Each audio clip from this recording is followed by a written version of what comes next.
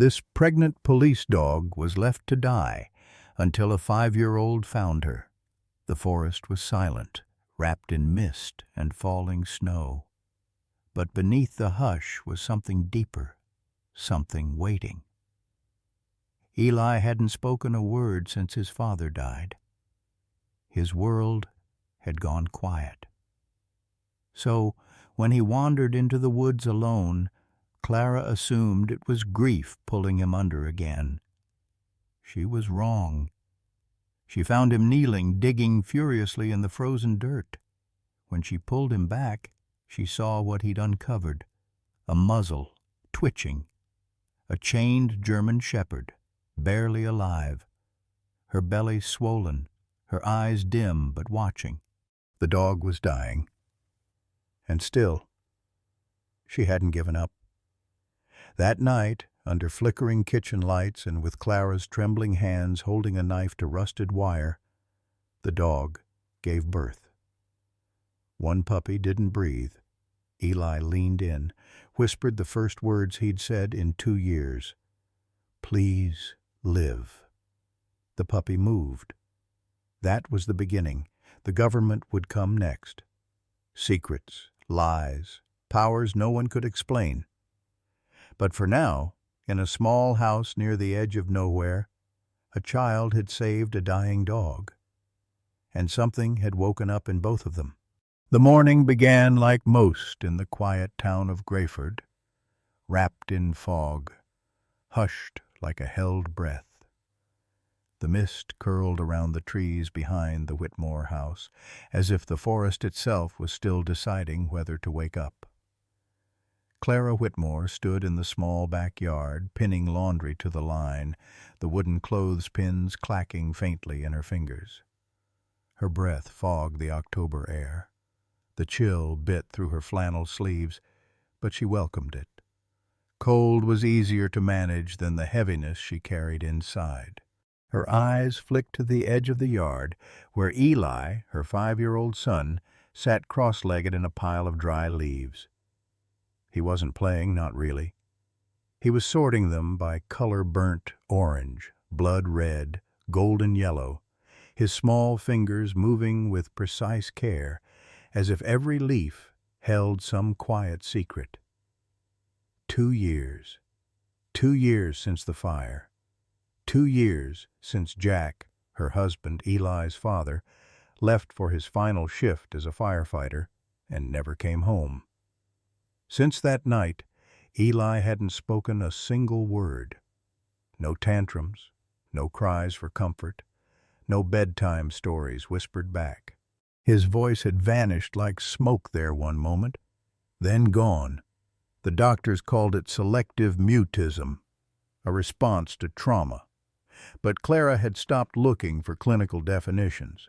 All she knew was that her boy had folded in on himself like a wounded bird, and no one, not school counselors, not therapists, had been able to coax him back out. She pinned the last shirt to the line and stood back, rubbing her hands together for warmth. The sun tried to break through the gray above, but like everything in Grayford, it stayed subdued. The backyard was modest. A patch of grass, a leaning shed, a line of stones where the forest crept too close. Beyond the fence, the trees began, deep and quiet and unknown.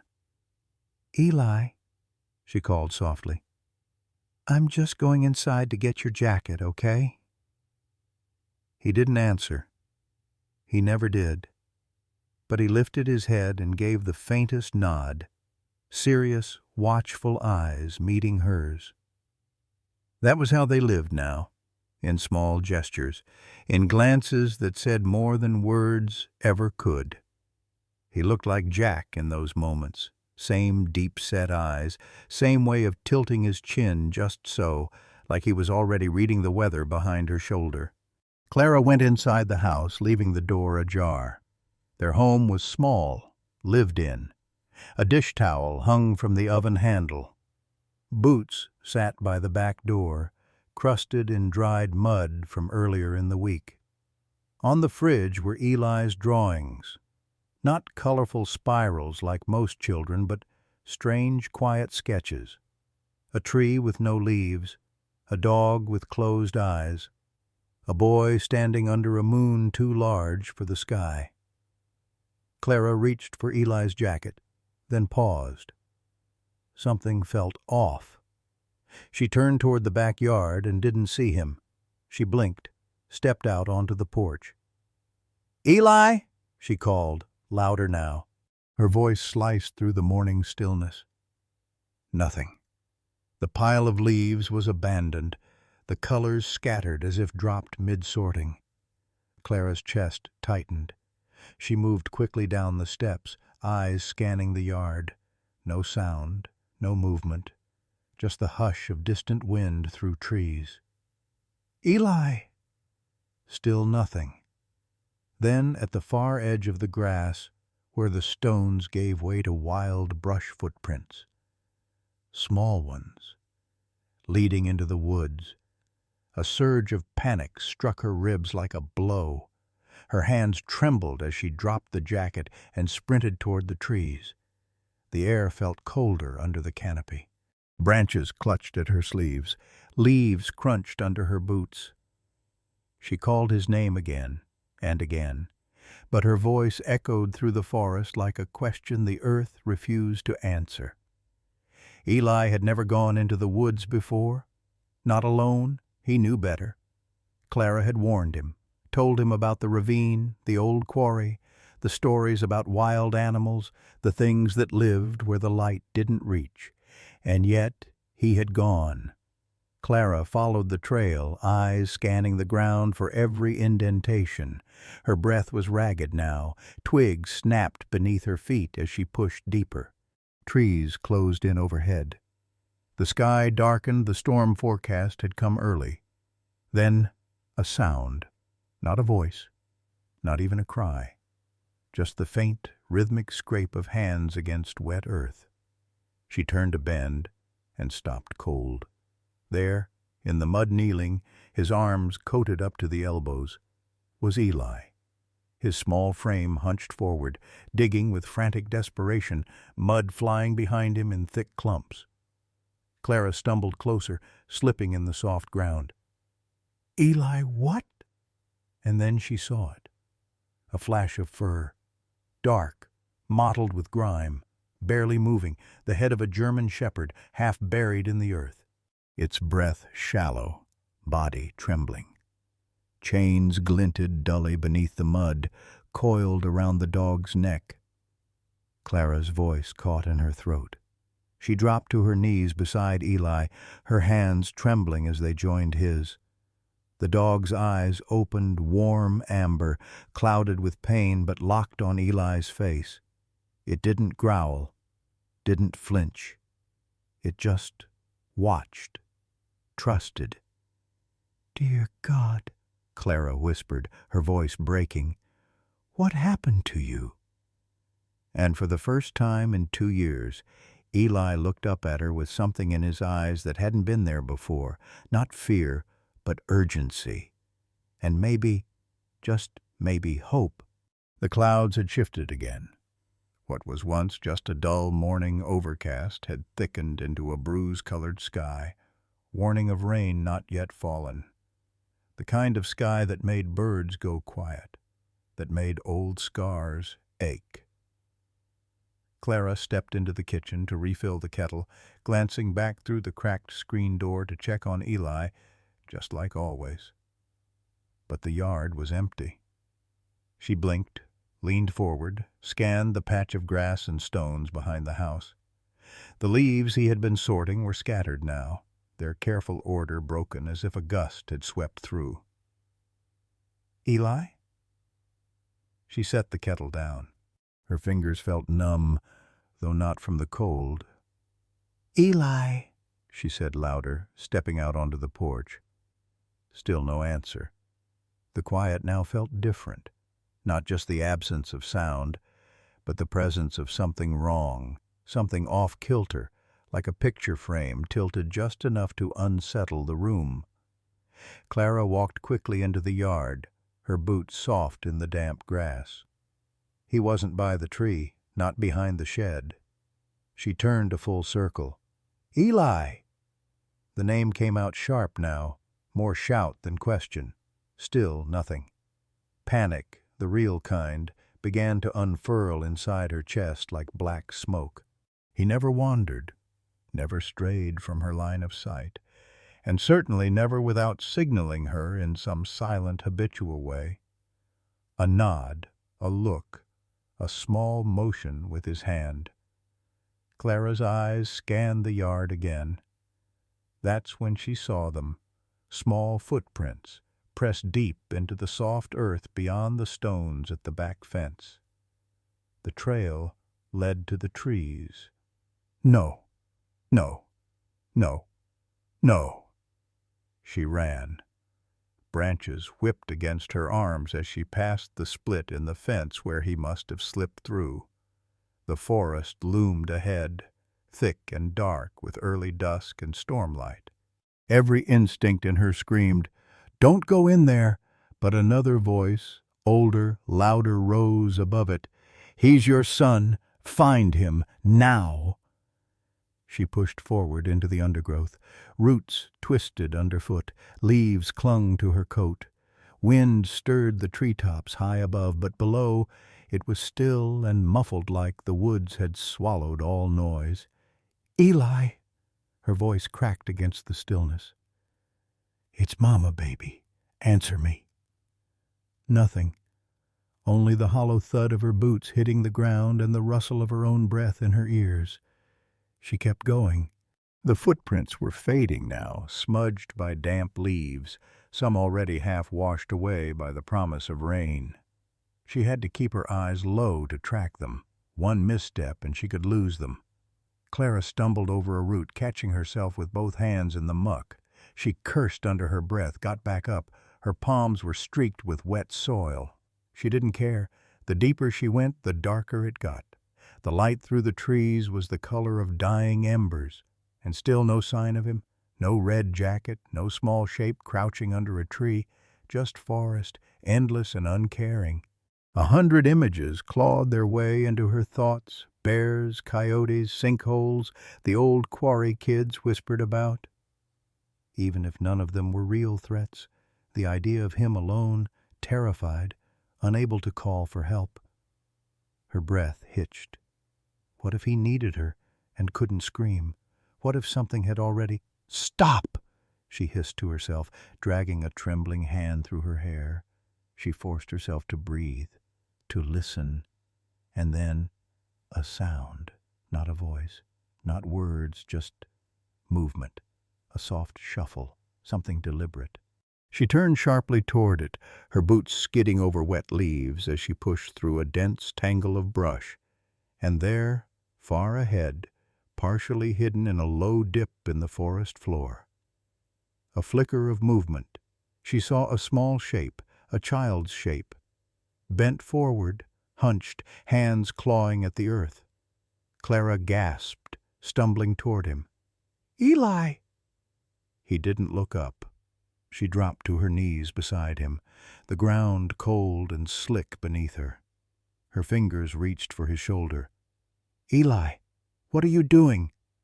And then she saw it. The mud around him wasn't just dirt. It was streaked with something darker. It smelled like rust and panic. And in the middle of it, partially buried beneath leaves and clay, was fur. Dark, matted, barely rising with breath. Chains. A glimpse of them. Tight, embedded. Clara's breath caught as her gaze followed the outline of the form in the mud. A dog. A German shepherd. Pregnant, covered in filth, and yet still alive. Its eyes flickered open, cloudy and pained, but they were locked on Eli, who kept digging, kept clawing the earth away with hands too small for this kind of rescue. He hadn't run away.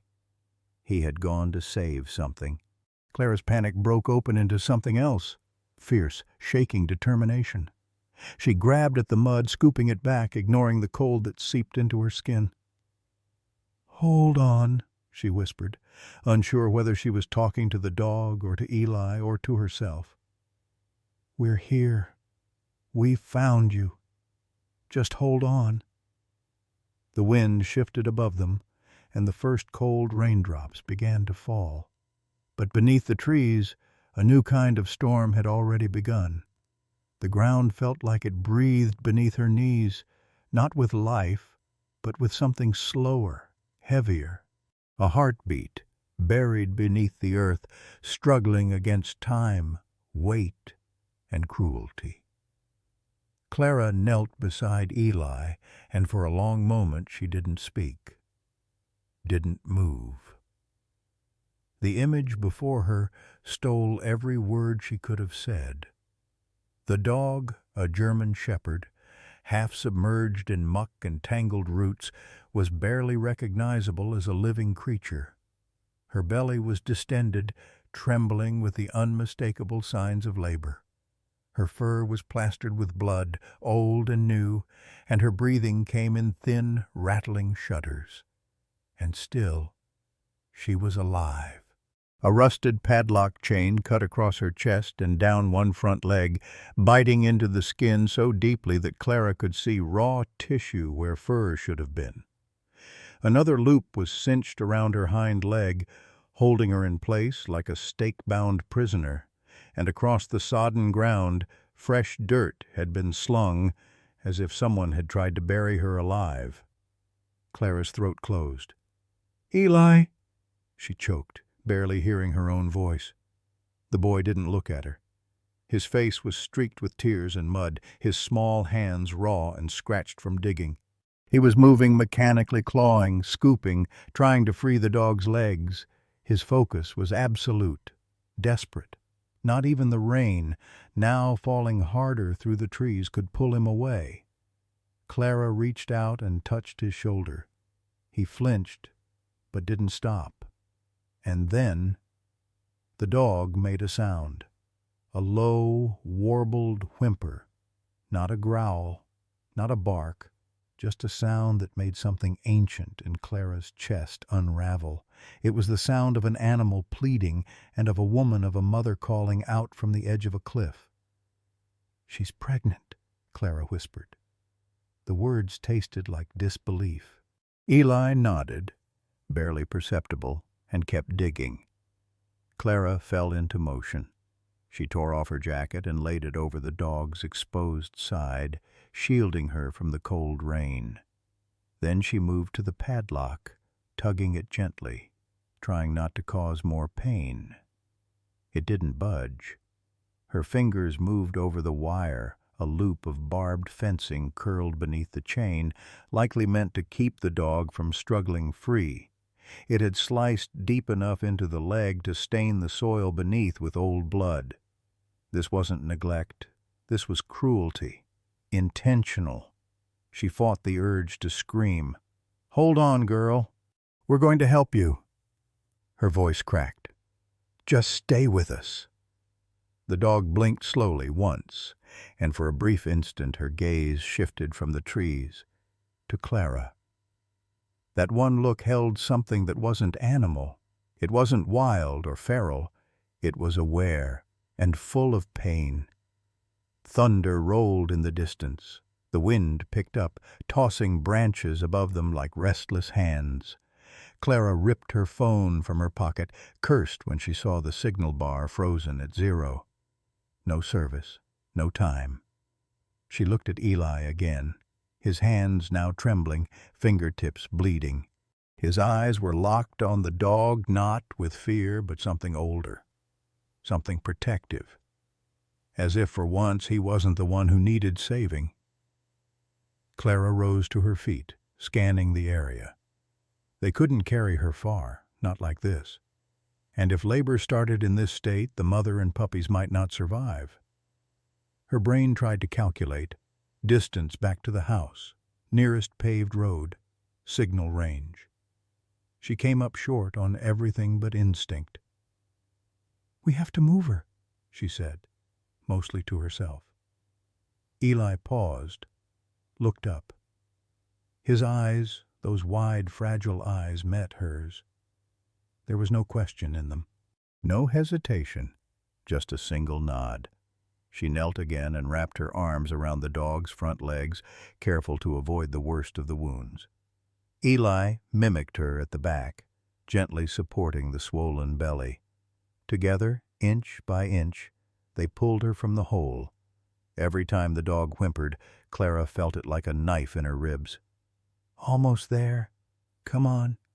Just a little more."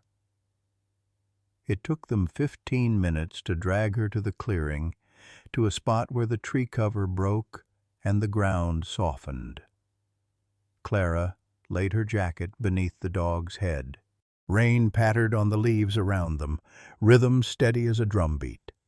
The dog shivered violently, her hind legs twitching. "She's going into labor," Clara breathed. She pressed 2 fingers to the dog's side, felt a contraction roll through. Her mind flashed back to a CPR course from years ago, the basics of canine labor, the emergency signs to look for. None of it felt like enough. "Hold on," she murmured, brushing muddy fur from the dog's eyes. And then the wind shifted again, a sound deeper than thunder. The low hum of something unnatural, like engines, far off, but closing in. Clara's body went still, her ears strained. Nothing. Just the forest. Just rain. Just fear playing tricks. She shook it off and turned back to the dog who had stopped shivering. "No, not now. Please, not now." Clara leaned closer. A breath. Shallow. But still there. Eli touched her arm gently. When she turned to him, he didn't speak. He only pointed. To the dog's belly. A twitch. Movement.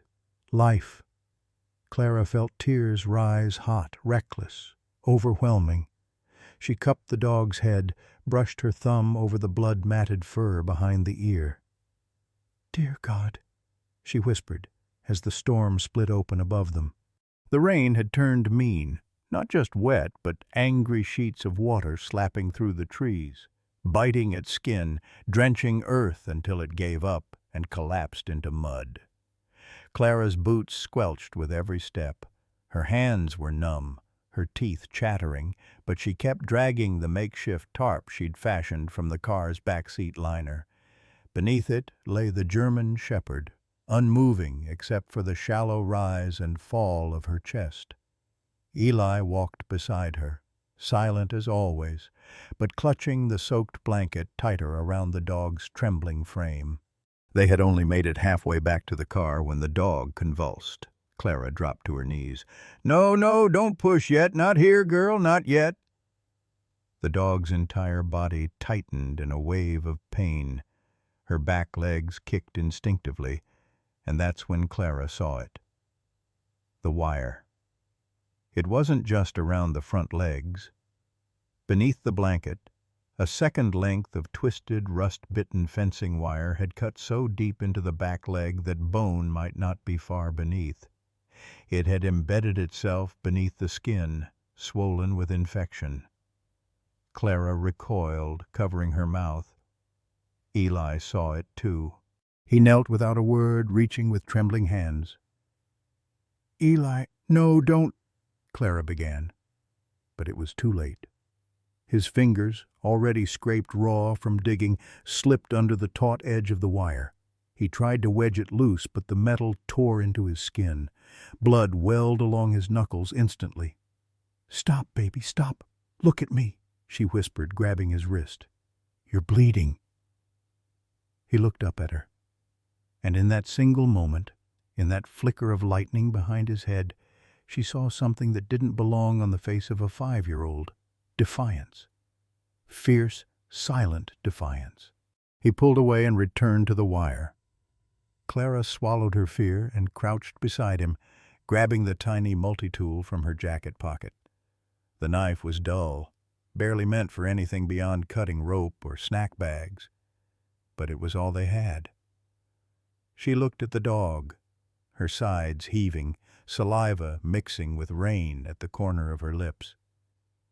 "You're strong," Clara murmured. "You've already made it through hell. Just a little longer." She began working the blade beneath the wire. The rain made everything harder, slicker, colder, but slowly, methodically, the rust gave way.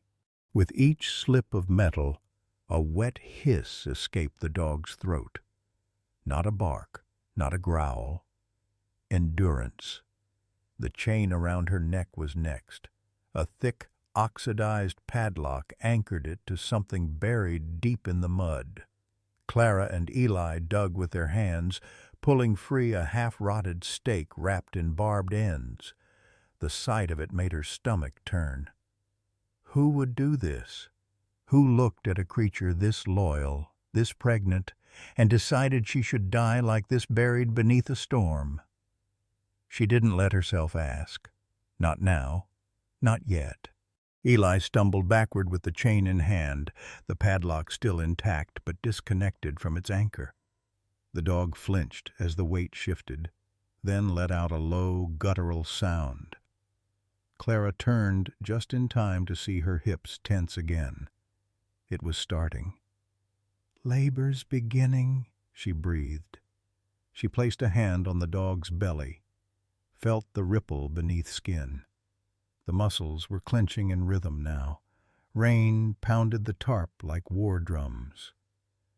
"We can't wait," she said aloud, to herself, to Eli, to the universe.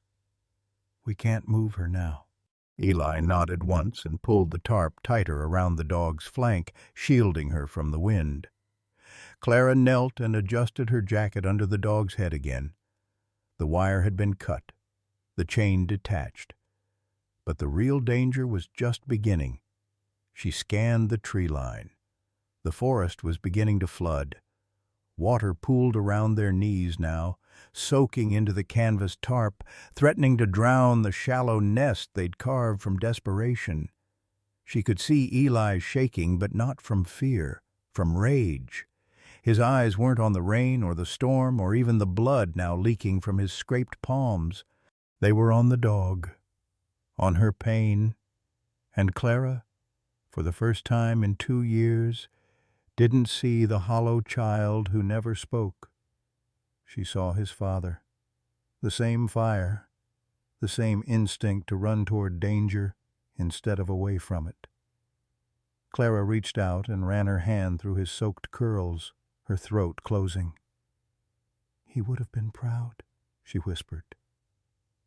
Eli blinked, looked at her, then turned back to the dog. Suddenly, her whole body convulsed. A high-pitched whine tore through her throat. Clara snapped into action. "She's crowning Eli, look away if you want, but I need your help." But he didn't move. He stayed kneeling beside the dog, watching, not with fear, but awe. The first puppy emerged minutes later, slick and silent. Clara cleaned its tiny nose, rubbed its ribs with the edge of her sleeve, and held her breath until it squealed. Then the next, and the next, until there were 6, all alive. But Clara's gut wouldn't calm. Something about the dog's posture, the subtle arch in her back, the refusal to fully relax. "There's another," she whispered. "Still inside?" She moved her hands to the dog's side. The mother's eyes flared wide and locked on Clara. Not pleading this time. Warning. Something was wrong. The 6th pup had barely stopped trembling when Clara felt it. A stillness. A wrongness. The mother, though panting heavily, had shifted. Her muscles tensed again, but this time no push came, no convulsion. Just a strange, frozen arc to her spine. Her eyes locked onto Clara's again, wide and sharp. There was one more, and it wasn't moving. Clara wiped her hands on her soaked jeans and leaned forward, palms against the dog's belly, pressing gently with the knowledge gleaned from too many long nights reading veterinary forums while Eli slept. She felt it, the shape, deeper than the others had been, angled wrong. Breach. "Oh, no," she whispered, heart seizing. She reached into the tarp bag nearby, grabbed the dull multi-tool she'd used to cut the wire earlier, and slid it into her mouth as her hands moved. She couldn't think, only act. Her fingers, still muddy and raw, trembled as she tried to reposition the pup from the outside. The mother whined, not in pain, but in something more heartbreaking. Exhaustion. "She can't do this alone," Clara muttered through clenched teeth. "Come on, girl, one more." And then a movement. A slow, sliding shift inside the dog's side. The shape rotated. Clara's eyes burned from rain and strain, but she could feel it. The puppy was coming. Minutes passed, or maybe hours. Time had no shape in the storm. Finally, slick and limp, the seventh pup slid into Clara's trembling hands. It was smaller than the others, so much smaller. She wiped the fluid from its nose and mouth, rubbed its tiny ribs with a corner of her soaked sleeve. Nothing. No breath. No movement. Just silence. She pressed again, rubbing its sides more firmly, then blew softly across its nostrils. Nothing. "Come on," she whispered. "Come on, baby. Don't do this." She rubbed harder, faster, panic sharpening every motion. But the pup hung limp in her palms, head turned slightly to one side, as if already slipping into something cold and unreturnable. And then a soft sound, not from the pup, from behind her. Clara turned. Eli stood just inches away. His clothes were plastered to his small frame, curls dripping with rain, and his hands still caked with mud and blood. His eyes were fixed on the puppy wide, unblinking. Clara's breath caught in her throat. He dropped to his knees. His little hand, already cut and scabbed from digging, reached forward and rested on the pup's chest. And then, barely audible over the wind, softer than a leaf landing on water, he spoke. "Please, live." 2 words, 2 simple, world-stopping words, from a child who hadn't spoken in over 700 days. Clara froze. The air around them did too, as if the storm itself held its breath. And then the pup moved, a twitch, a sudden jerking kick, a tiny choking gasp for air, and then a cry, thin, reedy, but alive. The puppy let out a second squeak, louder this time, and writhed in Clara's palms. Its chest rose, then again, then stronger still. Clara stared at Eli, at his hand, at the pup now squirming in her arms like life had been whispered back into it by the boy who'd forgotten how to speak. Her mouth parted, but no sound came. She reached forward, touching Eli's cheek with muddy fingers. He looked at her, eyes shining not with tears, but something else. Relief and wonder, and maybe, just maybe, hope. The mother dog, too, stirred then. Her ears lifted slightly, and for the first time since Clara had found her, a sound passed her throat, low, warm, almost a hum, a sound of recognition. Clara wrapped the pup in the last dry edge of the blanket and placed it near the mother's belly. It crawled toward warmth, snuggling against its stronger siblings, its body still damp but undeniably alive. The rain lightened, not much, but enough. Enough to feel like the world had exhaled. Clara pulled Eli into her arms and held him tight, tears finally mixing with rain on her cheeks. "You did that," she whispered, voice cracking. "You brought him back." Eli didn't speak again. He didn't need to. He just pressed his face into her shoulder and nodded once. In the distance, a rumble of thunder rolled low across the hills, not as threat, but memory. Something had shifted. In the forest, in the storm, and inside them all. The house smelled of wet wool, antiseptic, and something ancient like memory clawing its way out of the rain. Clara knelt beside the wood stove, feeding in dry kindling with fingers that still bore the tremble of the forest. The fire caught slow but strong, casting a soft amber hue across the worn floorboards of the farmhouse kitchen. Beside her, the mother dog lay wrapped in old towels and Eli's favorite quilt, now permanently stained with mud and blood and birth. Her breath came shallow but steady. Around her, 6 puppies nursed quietly. The 7th, the one that almost didn't make it, lay curled just under her chin, as if the mother refused to let it drift too far. Clara watched them, still not sure if any of this was real. The crate had been hastily cleaned and turned into a makeshift whelping box. The tub upstairs now bore flecks of blood and fleeces washed clean, while the kitchen sink was full of ruined cloths. But none of that mattered. The dog was alive. So were the puppies. And Eli had spoken. She turned to look at him. He sat cross-legged nearby, hair still damp, eyes fixed on the mother dog. His small hand reached out occasionally to touch one of the pups, gently, reverently. He hadn't said another word since the forest, but the silence didn't feel broken anymore. It felt full.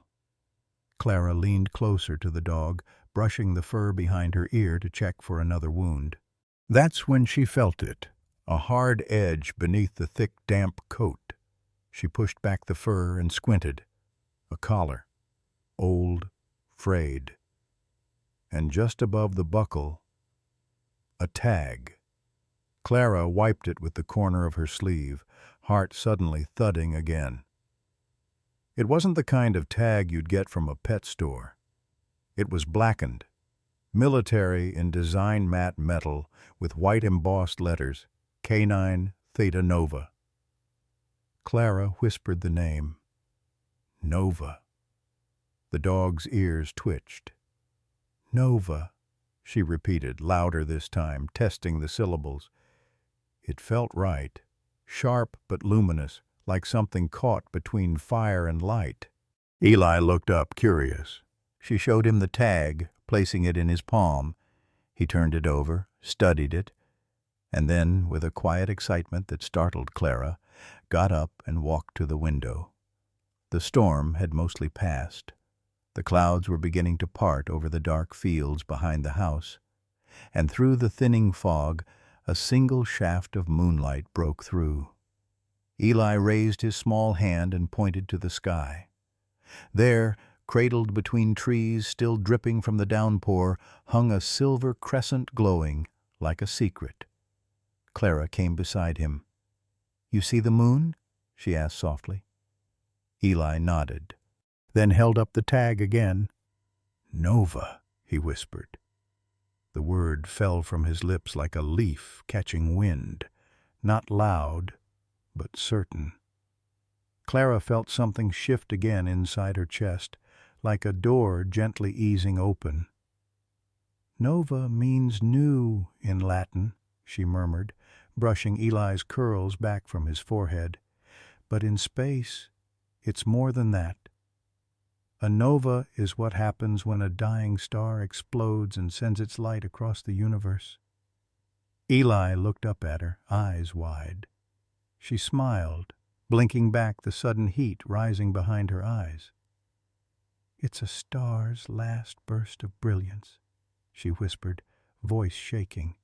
"Before the dark, before it fades." They turned to look at the dog again.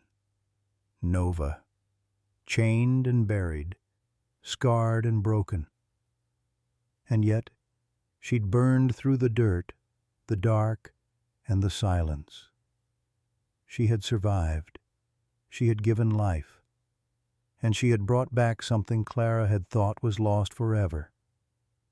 Eli's voice. The seventh pup wriggled and let out a tiny squeak, kicking its way toward its siblings. Eli laughed, a sound Clara hadn't heard in what felt like lifetimes. It was quiet, uncertain, but it was real, a sound full of dawn. Clara sank down beside him, one arm around his shoulder as they watched the litter sleep. Nova stirred, lifting her head. Her eyes caught the firelight, and for the briefest moment they shimmered with something strange. Not reflection, but light, almost like a flicker behind the iris. Clara blinked. Gone. Just a trick of the fire, she told herself, just exhaustion. But she knew. Deep down, something about Nova wasn't ordinary, and neither was the night that brought her here. Eli leaned into her side and whispered again, soft as a promise. Nova. Clara wrapped her arms around him, her voice cracking as she whispered back, Yeah, baby, that's her name. Outside, the stars stretched their arms across the sky. Inside, a boy who hadn't spoken in years found a name. And a dog who should have died in the mud finally had a home. The house was quiet again. Clara sat at the kitchen table, an untouched mug of chamomile growing cold in her hands. The fire had dimmed to a gentle glow, casting long shadows across the room where Nova lay curled beside her pups. They had all drifted into sleep, their tiny bodies rising and falling with the soft rhythm of new life. Even Eli had finally nodded off upstairs, clutching one of Nova's discarded collar tags in his small fist like a talisman against the world. For the first time in days, peace had returned. Not loud or triumphant, but fragile, like frost on glass. Until the knock came. 3 raps. Sharp. Measured. Clara froze. She wasn't expecting anyone. Not at this hour.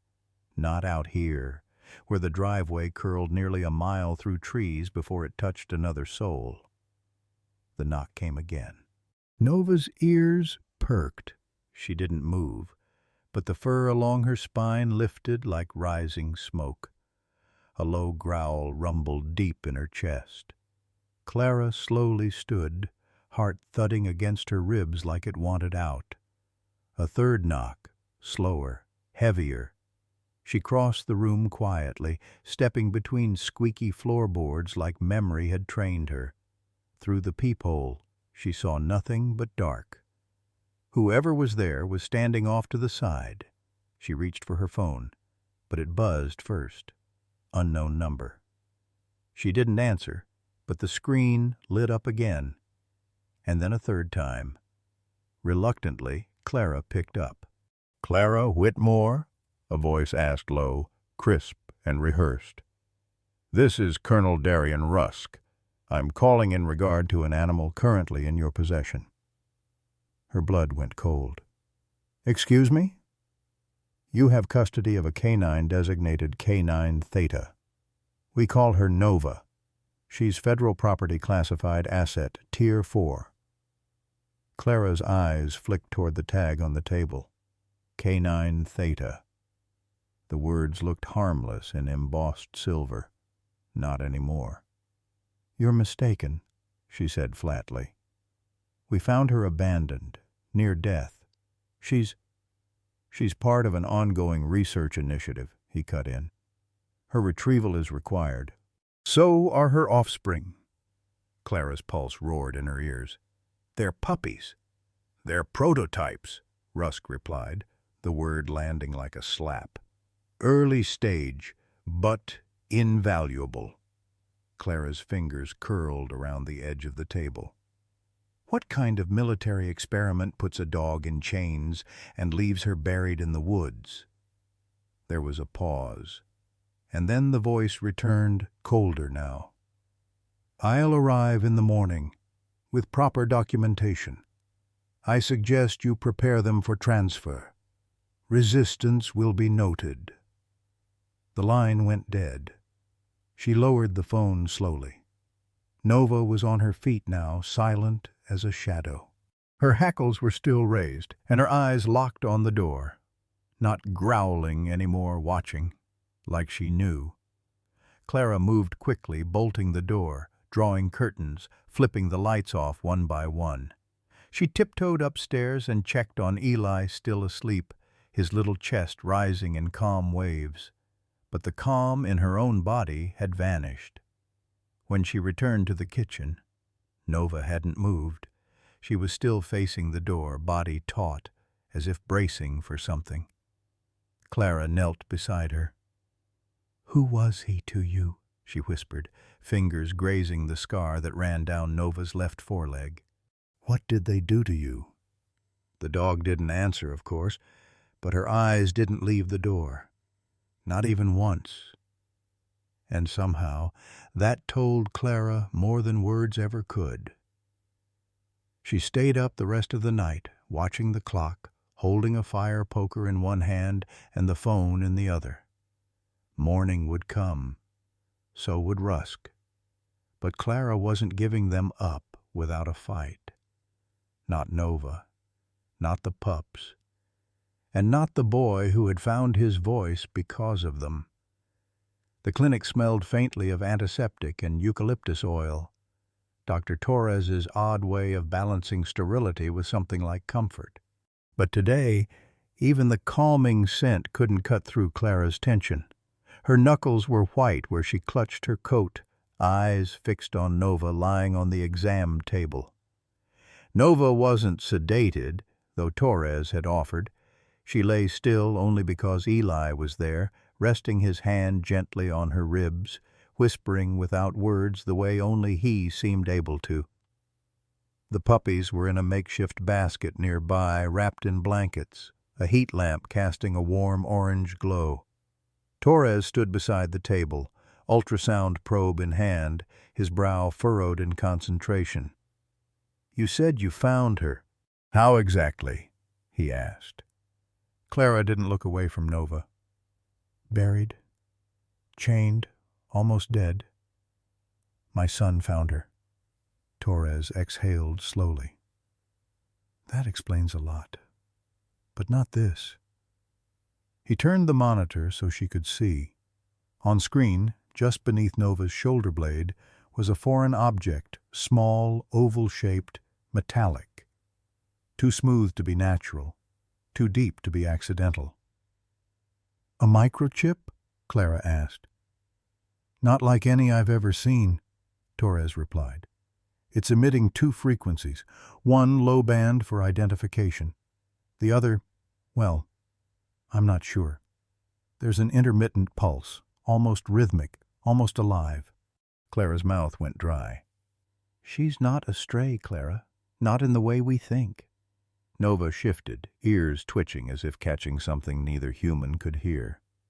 And then, just for a second, her eyes glimmered. Clara took a step back. "What was that?" Torres leaned in. "Do you see it too?" It happened again. Just a flicker. Not reflection. Not shadow. A faint bioluminescent pulse behind her pupils, like starlight caught beneath a still lake. "Does she have light in her eyes?" "She's responding to something," Torres said, voice hushed. "This isn't neurological trauma. It's triggered. A reaction." Clara swallowed hard. "To what?" Torres hesitated. "Stress. Fear. Maybe danger." Nova's breathing remained even, but her tail was low and her eyes had locked onto something behind Clara Eli, who had just whispered a name. "Rusk," the boy said softly, almost like it hurt. And that's when Nova moved. The reaction was instant. She snarled, launching from the table with a sound that didn't belong in a clinic. Not a bark, not a growl, a warning. Eli backed into Clara's legs, startled but not afraid. Clara caught Nova mid-leap by the harness, still clipped to her chest, her muscles trembling under Clara's grip. "Nova, stop!" But the dog wasn't looking at Eli anymore. She was staring at the glass window across the room, at nothing visible. Her eyes flared again, blue, unnatural. Then it passed. Nova collapsed into a low crouch, breathing hard, licking Eli's hand as if to say sorry or "I'm okay now." Torres exhaled. She knows that name. That's not instinct. That's recognition. Clara nodded, her heart pounding. She reacted when he called last night, growled, watched the door for hours. "Who is this man?" "Colonel Darian Rusk. Said he's coming for her. And the pups. Claimed she's military property." Torres's expression hardened. "Then we need more than a collar tag. We need proof." He reached for the portable scanner and ran it over Nova's chip again. The display blinked, then returned a string of digits, followed by one chilling line. Asset. K9 Theta Project. Spectral. Tier 4. Restricted. Classified. Do not tamper. Clara stared at it, then at Nova, then at her son, silent still, but now kneeling beside the basket, letting the pups crawl over his lap. One squeaked, and he smiled. Nova moved to him, her tail wagging low protectively. "She's not a weapon," Clara said quietly. "She's his family." Torres nodded. "But someone's coming to treat her like cargo, and they won't stop with polite requests."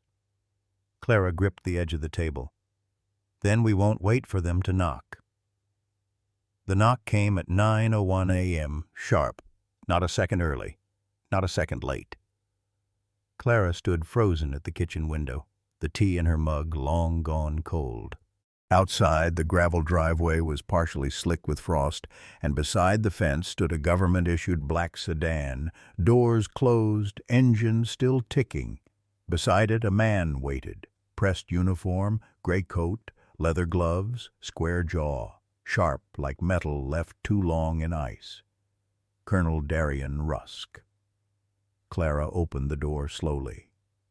Nova, who had been lying at Eli's feet, rose at once, her body low, tail stiff, teeth barely visible behind pulled-back lips. No growl yet, but the sound was coming, like thunder under skin. "Ms. Whitmore," Rusk said, voice smooth as static. "I'm here for the asset." Clara bristled. "She has a name." "So did every file I ever closed." Behind her, Eli slipped his hand into Nova's fur, calming her. The blue flicker returned in her eyes, but this time Clara saw more than light. She saw memory, something ancient and afraid. "Where's your paperwork?" Clara asked. Rusk held up a leather folio. "Signed. Federal clearance. Her chip confirms identity. I have every right." "No, you don't." The second voice didn't come from Clara. It came from the driveway. Officer Mayra Reyes strode into view, her badge glinting in the morning sun. Tall, calm, local. Known by every family in Grayford, and trusted even by Clara's wary instincts. Rusk turned. "Officer, this is federal property. I suggest you don't interfere."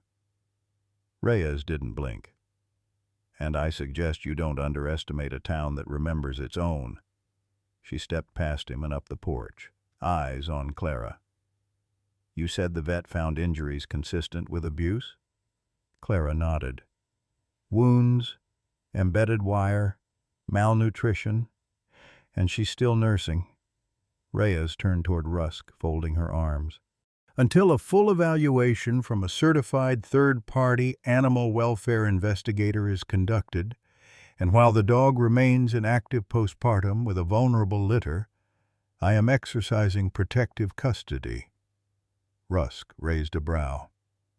"On what grounds?" Reyes didn't flinch. "Penal Code 597.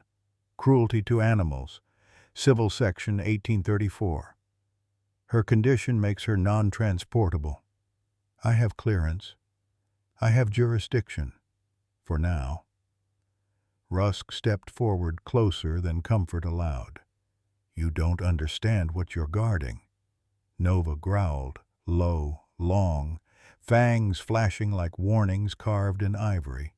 I understand enough, Reyes said coolly, and I don't like men who treat living things like files to be redacted. For a moment, no one moved. Only Eli, his tiny hand on Nova's chest, feeling the thrum of her heart, like it was the only thing keeping the world from falling apart. Rusk stepped back, slowly, calculated. 1 week, he said. Then I return, and you'd better pray the paperwork's in order by then. He turned on his heel and walked to his car without looking back. The engine roared to life, and the sedan peeled down the gravel road, kicking up dust that hung in the cold like breath held too long. Reyes let out a slow exhale. That buys us time. No promises after that. Clara nodded, barely able to stand straight. Her hands shook. Thank you. You'll need more than thanks, Reyes said. You'll need proof, and maybe help. Nova approached her, sniffed her hand. For a beat, something passed between them. Respect, or perhaps a question. Will you stand with me again if it comes to that? Reyes nodded once to the dog, as if answering. Then she turned to leave. Inside, Eli knelt beside the basket of sleeping puppies. One stirred in its dreams. Nova padded over and curled herself around them, tail wrapped like a sentry, and Clara, still barefoot on the porch, looked out across the quiet, brittle woods. 1 week, to fight a system that saw animals as weapons, to protect the only beings her son had spoken to in 2 years, to hold the line where no one else had dared. The night pressed in like a question Clara couldn't answer. After Eli fell asleep, curled against Nova and her pups in a cocoon of soft breathing and twitching paws, Clara moved quietly through the house lights off, footsteps hushed.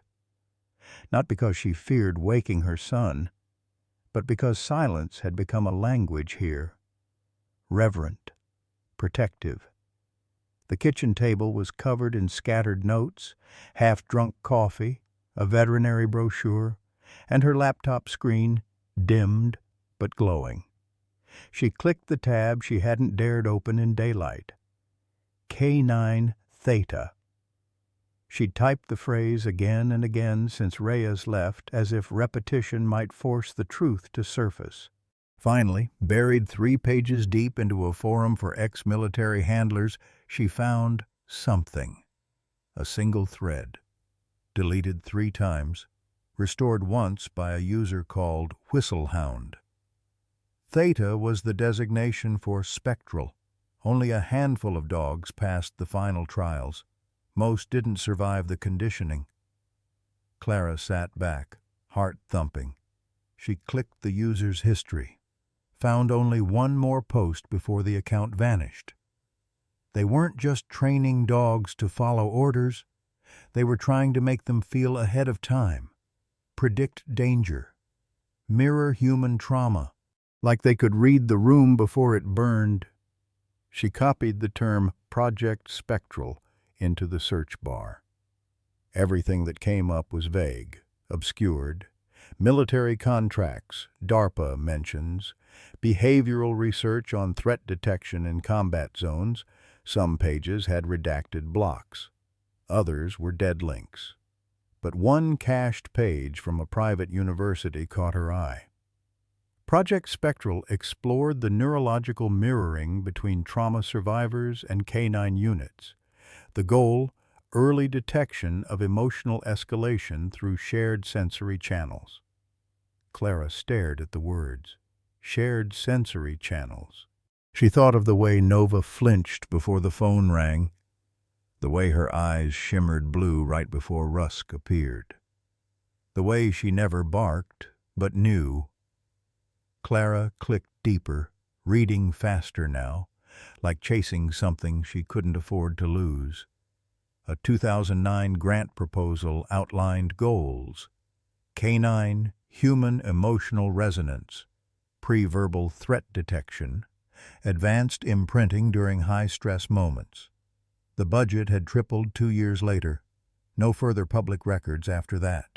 One more quote stood out, burned behind her eyes. "Our best dogs don't obey. They anticipate." Clara closed the laptop and stood. Her back ached. The kitchen clock clicked past midnight. She moved to the hallway, where soft lamplight spilled from Eli's room. Inside, Nova slept light and curled tight ears flicking at every sound. But it wasn't her that Clara watched. It was Eli. He was sitting up, drawing, crayons across his lap, eyes distant. "Sweetheart?" she whispered. He didn't flinch, just held up the paper, a sketch in thick wavering lines, dark forest, tall trees, a woman smaller than the trees, and beside her, a dog. But not Nova. This one had no eyes, just two bright orbs, glowing, hovering. Behind it trailed shadows that looked like other dogs, ghost-like, unfinished, all watching. "What is it, baby?" Eli didn't speak. He tapped the dog's chest, then touched his own, one finger over his heart. Clara felt the hair rise on the back of her neck. She knelt beside him. "Did you see this?" He nodded slowly, then pointed to the window. Clara followed his gaze. Outside, across the field and past the tree line, the night was quiet, but something shimmered low over the frost, like heat, like a mirage. And then it was gone. She pulled Eli gently into her arms. "We'll figure this out," she murmured into his hair. "Whatever they did to her, whatever they tried to bury." Her voice trembled. "We're going to dig it up." Nova stirred, opened one eye. It glowed faintly blue fire in shadow. Clara met it, and this time didn't look away. It was Eli who said it first. He stood beside the crate, barefoot on the worn wooden floor, peering through the slats at the sleeping pile of fur nestled in blankets. 6 tiny bodies, each warm and breathing. 6. But his small hand didn't hold up 6 fingers. He held up 7. Clara was rinsing out formula bottles in the sink when she saw him do it again. Head tilted, finger tapping air as if counting stars only he could see. 6, sweetheart, she said gently, drying her hands and walking over. "There's 6. See?" Eli didn't move. He simply touched his chest, then pointed down. "Here," he whispered so soft Clara thought she imagined it. "He's still in there." Clara blinked. "What did you say?" Eli didn't answer, just knelt by Nova, who was awake now, her breath slow but shallow. Her ribs rose and fell unevenly.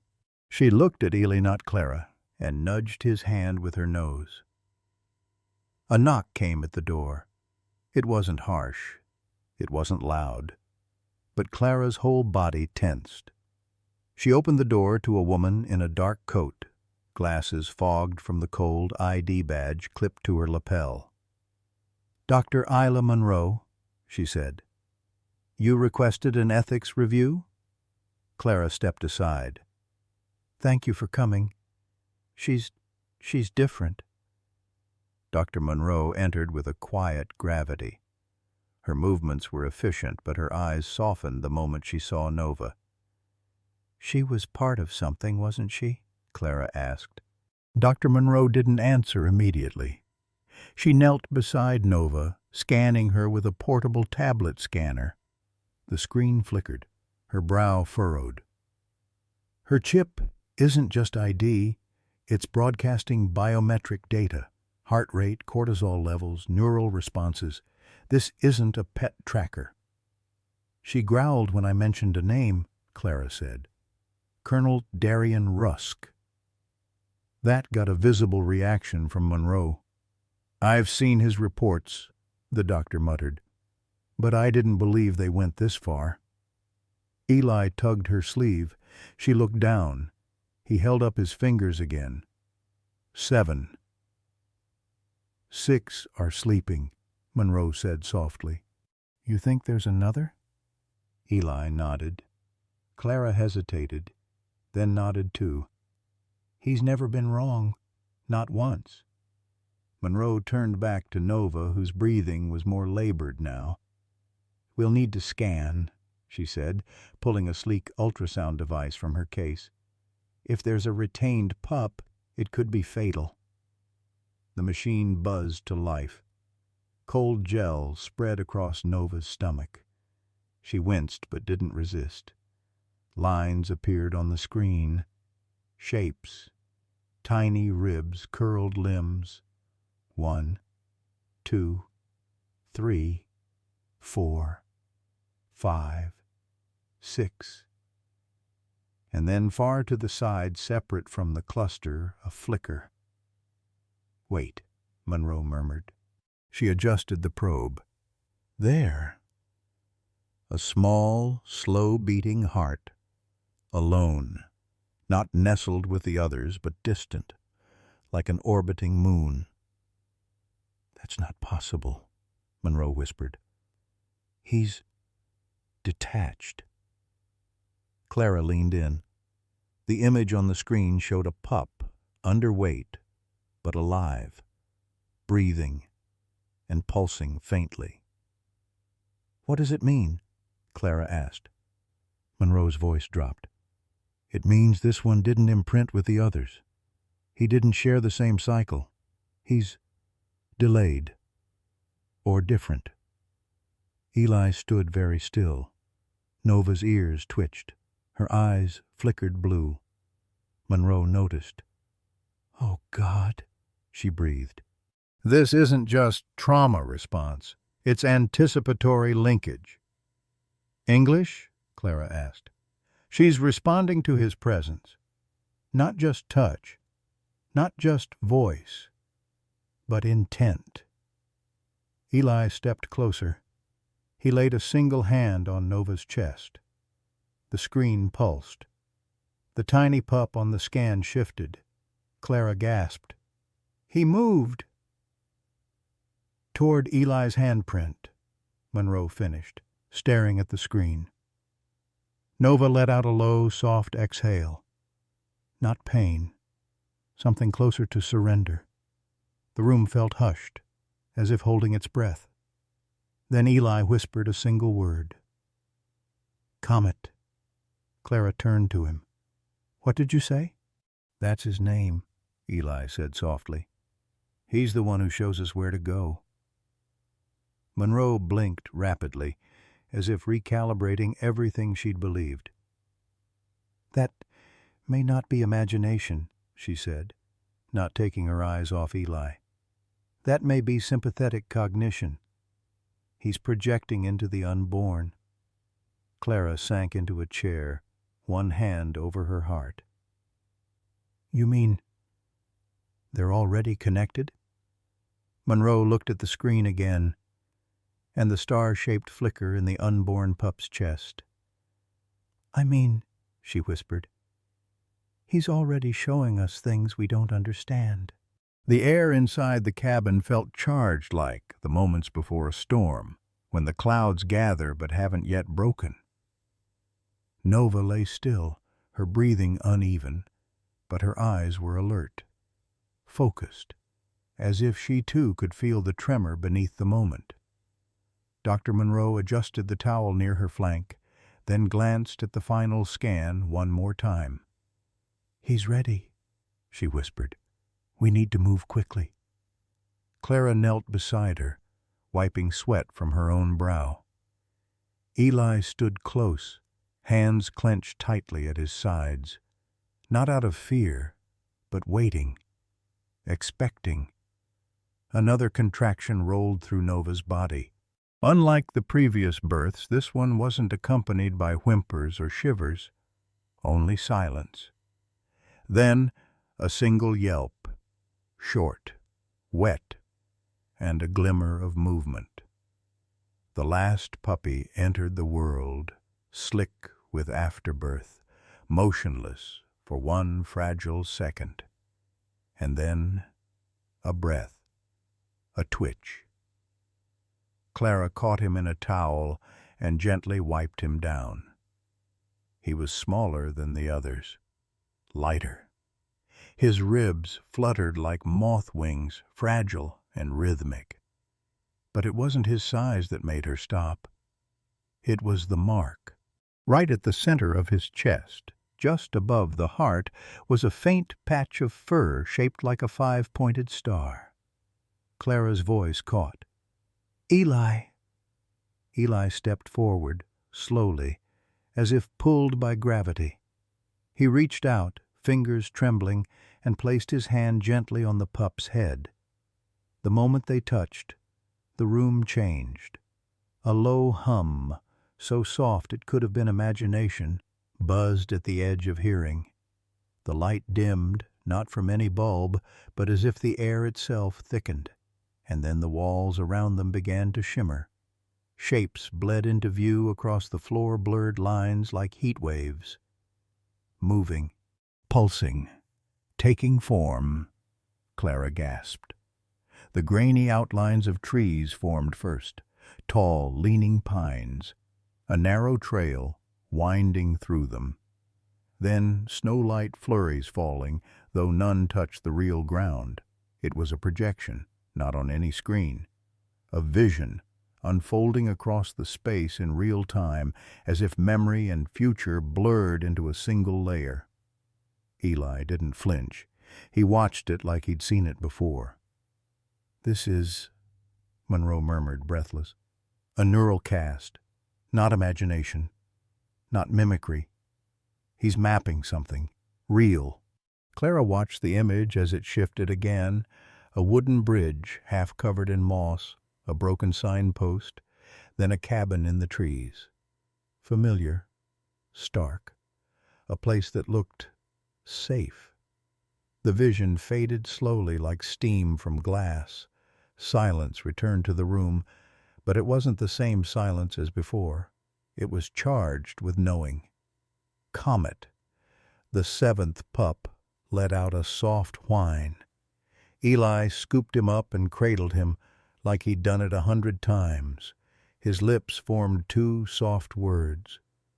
"Good boy."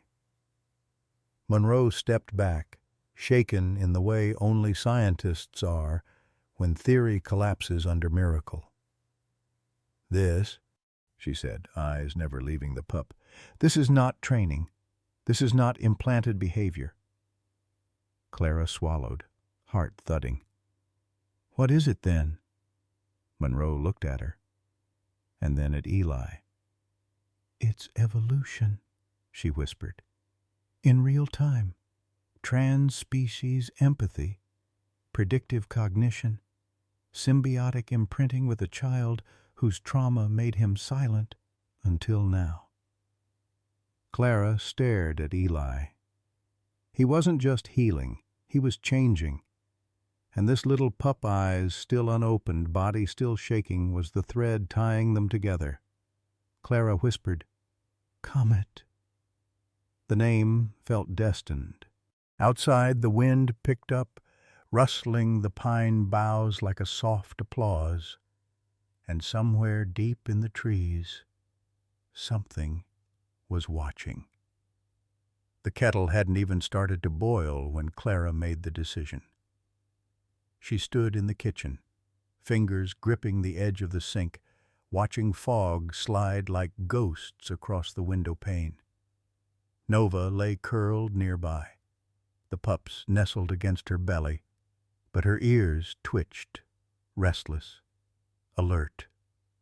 Eyes narrowed at something Clara couldn't see, something she felt now, too. It was no longer a question of if they were being watched. It was a matter of when they'd come and what they'd take. Clara's voice was quiet, more to herself than anyone. "We have to go." Eli, sitting cross-legged on the floor with Comet in his lap, looked up. He didn't ask why. He just nodded once, solemnly. Behind her, Nova slowly stood, stiff from strain, but ready, always ready. Her tail gave one firm thump as if in agreement. Clara reached for the radio. It crackled before she touched it, someone trying to get through. Then a voice, low and urgent. "Clara, it's Reyes." Relief rushed through her chest like breath after near drowning. She pressed the button. "We don't have time." "He's coming, isn't he?" A pause. Then, "Yes. I bought you maybe 6 hours, no more. They're not just looking for Nova anymore. They're tracking Eli's name now, too." Clara's heart stilled. "He's 5. He's just a little boy." "They don't care," Reyes interrupted. "To them, he's part of the experiment now." Clara's fingers trembled. "Then I need to disappear." "I know a place," Reyes said. "There's an old ranger cabin, Pine Hollow. No cell reception, off-grid. About 3 hours north. I'll send you coordinates. But Clara, go now." The radio went dead. Nova stood fully now, hackles slightly raised. Her eyes caught the light and flickered faintly. Bioluminescence. Clara had seen it before, but never this bright. It shimmered like pale lightning trapped behind her pupils. She wasn't just sensing danger, she was projecting again. The shadows around the room stretched, warped. For a moment Clara swore she saw movement by the back door, footsteps in the mud, a glint of metal. But it wasn't real. It was Nova's illusion. She was showing Clara what something wanted them to believe, or maybe what they would believe if they followed. Clara dropped to one knee beside her, looking her straight in those glowing, storm-filled eyes. "You're going to cover our tracks, aren't you?" Nova's tail tapped once more. Outside, the wind picked up. Low clouds swallowed the road. The shadows of trees began to shift, as if the forest itself was pulling the curtain closed behind them. Clara packed quickly. A single duffel bag formula, towels, canned food. She wrapped the pups in a fleece blanket, tucking them into a basket Eli held with both arms, steady despite the weight. Nova waited by the door, already knowing, already planning. As Clara opened the front door, the porch light flickered once, then went out, and the snow began to fall. The road curled like a question mark through the hills, the old Honda's headlights flickering as they cut through the storm. Clara's knuckles were white on the steering wheel. Eli sat in the back, holding Comet tight against his chest. The pup was wide-eyed, strangely calm. Nova stood between the seats, gaze trained on the rear-view mirror, the light behind them too low, too fast. "Damn it," Clara breathed. "They found us." It was a black SUV. Government issue. No plates. Eli turned. Not in panic. In focus. He met Nova's eyes, and Nova responded. Clara couldn't explain what happened next. The forest blurred, not from speed, but from Nova. Trees shifted, roads twisted. It was like they entered a pocket of landscape that didn't obey geography. Behind them, the SUV slowed, swerved, then stopped. From the rearview mirror, Clara watched as its headlights turned in the wrong direction toward a fake turnoff that didn't exist on any map. But Nova had made it real, just long enough. Clara grinned through gritted teeth. "Good girl." They reached the cabin just after midnight. It stood like a forgotten sentinel among the pines, weathered but solid, smoke-stained from decades past. Clara killed the engine and let the silence fall over them like a wool blanket. Nova jumped out first, sniffed the air, then circled the perimeter. Eli followed, clutching Comet. The other pups whimpered softly inside the bag Clara carried close to her chest. Inside, the cabin smelled of pine tar and ash. No electricity. A wood stove, lanterns, a table marked with old carvings from other lost souls who had passed through. Clara bolted the door behind her, then leaned against it, breath catching in her throat. They'd made it. For now. Nova curled near the fire Clara built with shaking hands. The pups nestled close. Eli sat beside them, eyes never leaving the dancing flame. He whispered something, just one word. Clara didn't catch it, but Nova did. She looked up, ears twitching, eyes soft, and for the first time in days, no flicker of warning lit her gaze, just warmth, just home. The storm hadn't let up by morning. It just changed its language. The night before, it had whispered in snowfall. Now it snarled through icy rain. Tree limbs sagged under the weight. The world outside the cabin looked like it had forgotten how to breathe. Clara stood at the window, steaming cup in her hand, watching the horizon like it might confess something.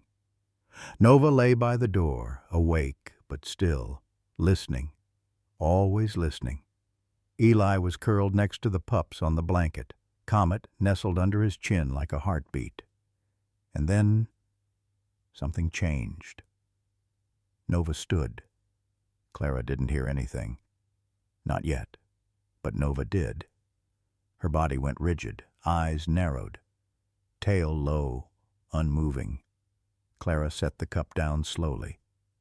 "Is it them?" Nova gave no sound, but turned her head toward the trees just beyond the trail. A moment later, the distant crunch of tires on gravel confirmed it.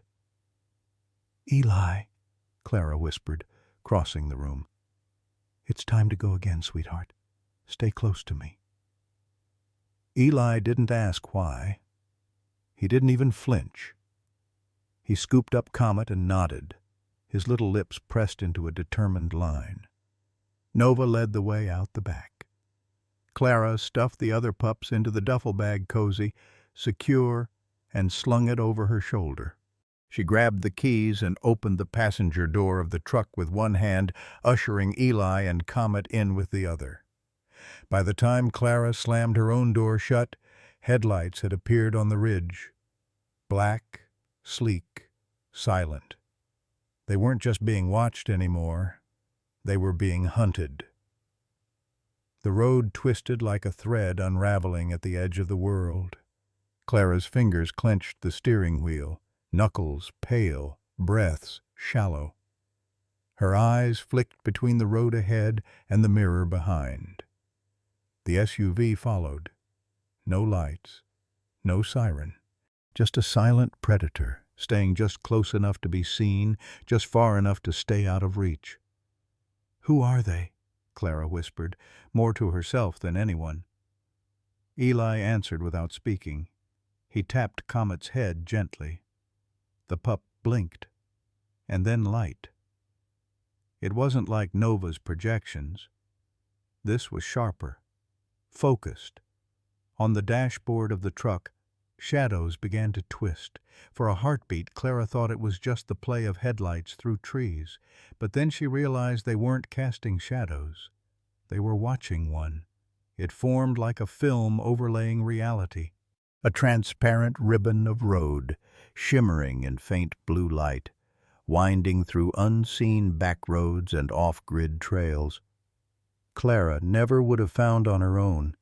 It glowed faintly beneath the truck's wheels, only visible to her and Eli through the windshield. A path. "Is he showing us where to go?" Clara asked, voice barely above the roar of rain.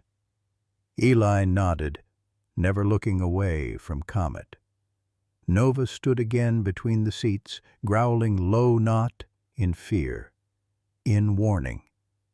The SUV crept closer. Clara swerved off the main road, trusting the vision. They tore through mud, gravel, then a logging trail that had no business holding a vehicle this size. Branches clawed at the windows. A deer bolted across the path and vanished. Behind them, the SUV hesitated, but followed. Faster now. Nova's tail stiffened. She barked sharply once, a flash, not from her, but from Comet.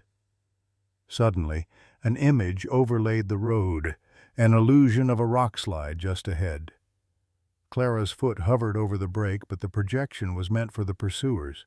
She pressed the gas harder, barreling through what looked like a collapsed section of road, but the real trail remained clear. Behind them, the SUV jerked to a stop. Clara didn't need to look to know what they saw. A wall of stone that didn't exist. They were buying time. Seconds, maybe. But sometimes, seconds saved everything. They drove for almost 20 minutes in silence before Clara finally slowed near a dense patch of trees. She turned the truck off and let it roll into a gully hidden by tall grass and fog. She killed the lights, breathing. Finally. Outside, the rain softened to a mist. They waited. 10 minutes passed. Then 20. No headlights, no engines, no footsteps. Clara looked at Eli. His eyes were closed, but he wasn't asleep. His hand still rested on Comet's fur, as if the pup was an extension of himself. Nova relaxed first, then Clara. She exhaled and rested her forehead on the steering wheel. What even are they?" she asked softly. No one answered. But in the stillness, Eli finally whispered, "They're not chasing her because she's a dog." Clara turned to look at him. Eli's voice was calm. "They're chasing her because she chose me." Nova let out a low whine, almost like agreement. Comet licked Eli's hand once, then curled into a tighter ball. And in that breath between storm and silence, Clara knew. This wasn't just survival anymore. It was war. The cabin sat like a forgotten thought at the edge of the pines. A crooked chimney, half a porch. No road signs pointed here, and even the wind seemed to whisper differently when it passed through the surrounding trees. This place didn't belong to any time, it just existed, waiting for people who had nowhere else to go. Clara killed the engine and let the stillness take over. For a long minute, none of them moved. The only sound was the soft ticking of the truck cooling and the muffled squeaks of the pups shifting inside the duffel bag. Nova was the first to step out. She didn't bark. She didn't rush. She simply lowered her nose to the moss-covered path and inhaled deeply, scenting everything, as if testing whether this silence could be trusted. Clara carried the pups while Eli followed with Comet tucked under his jacket. The boy hadn't said another word since the escape, but something about the way he moved closer to Nova, slower, more in tune, felt different. The cabin door creaked open with a sound like brittle bones. The smell of old cedar and cold stone greeted them. Officer Reyes had said it had been unused for years but stocked for emergencies. It wasn't much. One room, a fireplace with soot-black walls, a mattress in the corner, a battered radio that hadn't spoken in decades. And still, Clara had never seen a place more beautiful. It wasn't safety, but it was not being chased. And right now, that was enough.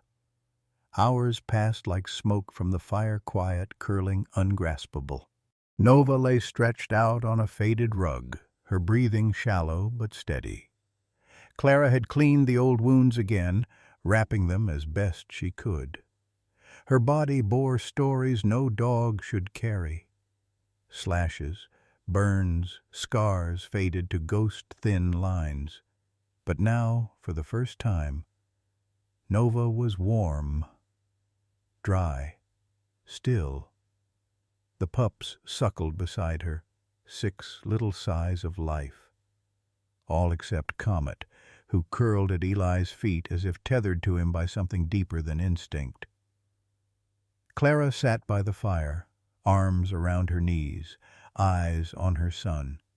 He was humming, soft, tuneless, but sound. And then, a word. Not a scream, not a sob, a whisper.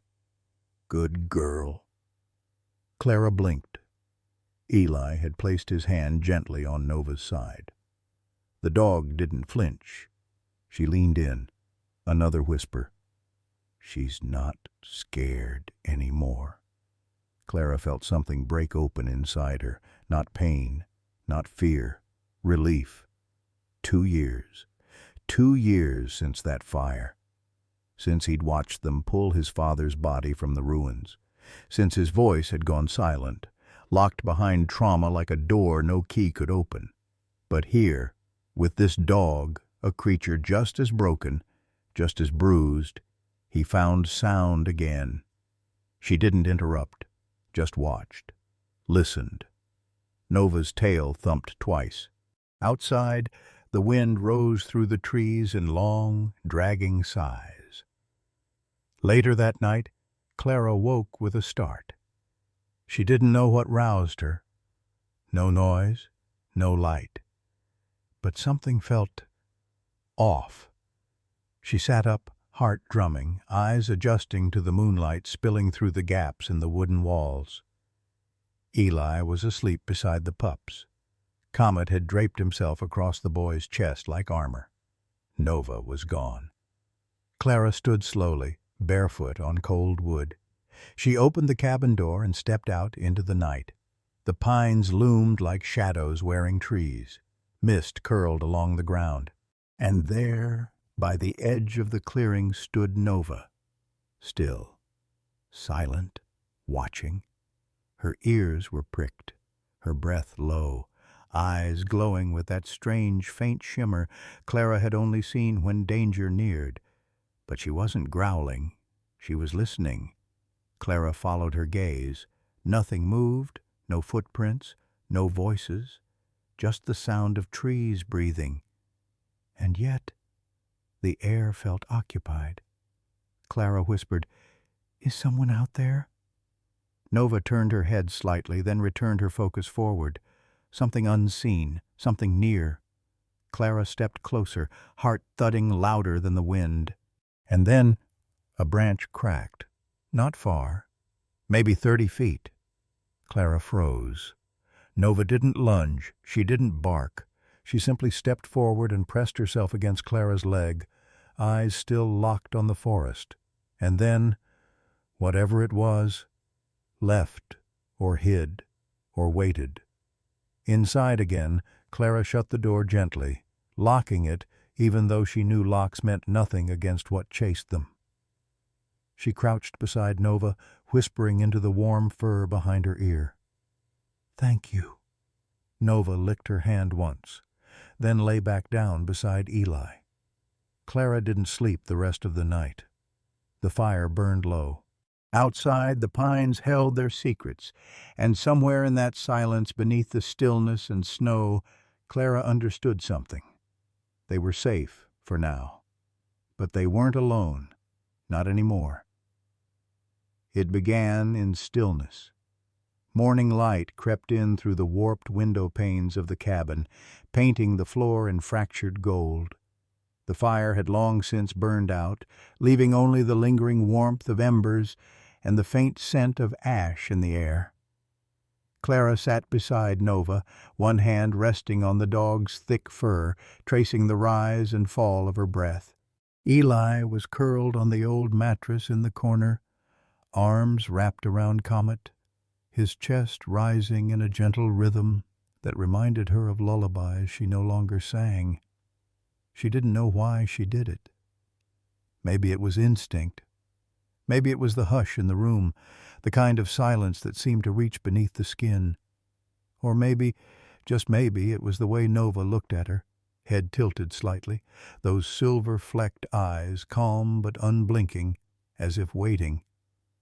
Clara leaned forward, gently touching her forehead to Nova's. And then it happened. A rush, a spark. Not pain, but a sharp intake of the senses, like stepping into a wave you didn't see coming. Suddenly her body wasn't just hers. She saw, not the cabin, not the here and now, but flickers, memories, instinct, something older. A road wet, lined with headlights blinding in the dark. A man's voice yelling, orders, steel, blood, flashes of a muzzle, cold metal floors, barking, then silence, then Eli, his face, his scent, but seen from below, like looking up at a star in the dark. Clara gasped, pulling back, but not entirely. The images clung to her skin, like rain that refused to dry. Nova didn't move. She simply placed a paw over Clara's wrist, a quiet gesture that said, "You're okay. Stay." Clara swallowed. "Nova, what? What was that?" The dog blinked slowly. Behind them, Eli stirred, but he didn't wake. Clara sat still, her fingers now trembling as they rested on Nova's head. She closed her eyes. This time she let it in. Now she felt.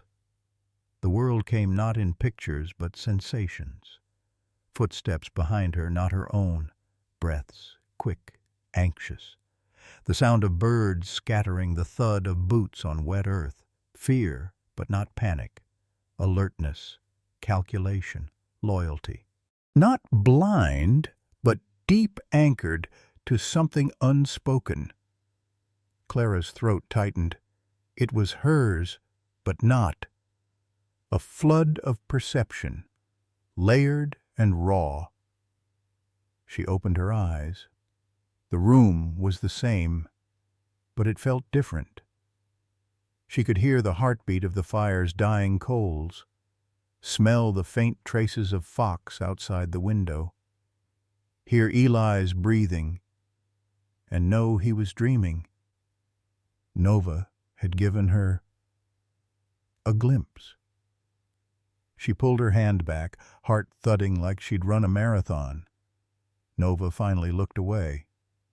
Not coldly, just finished.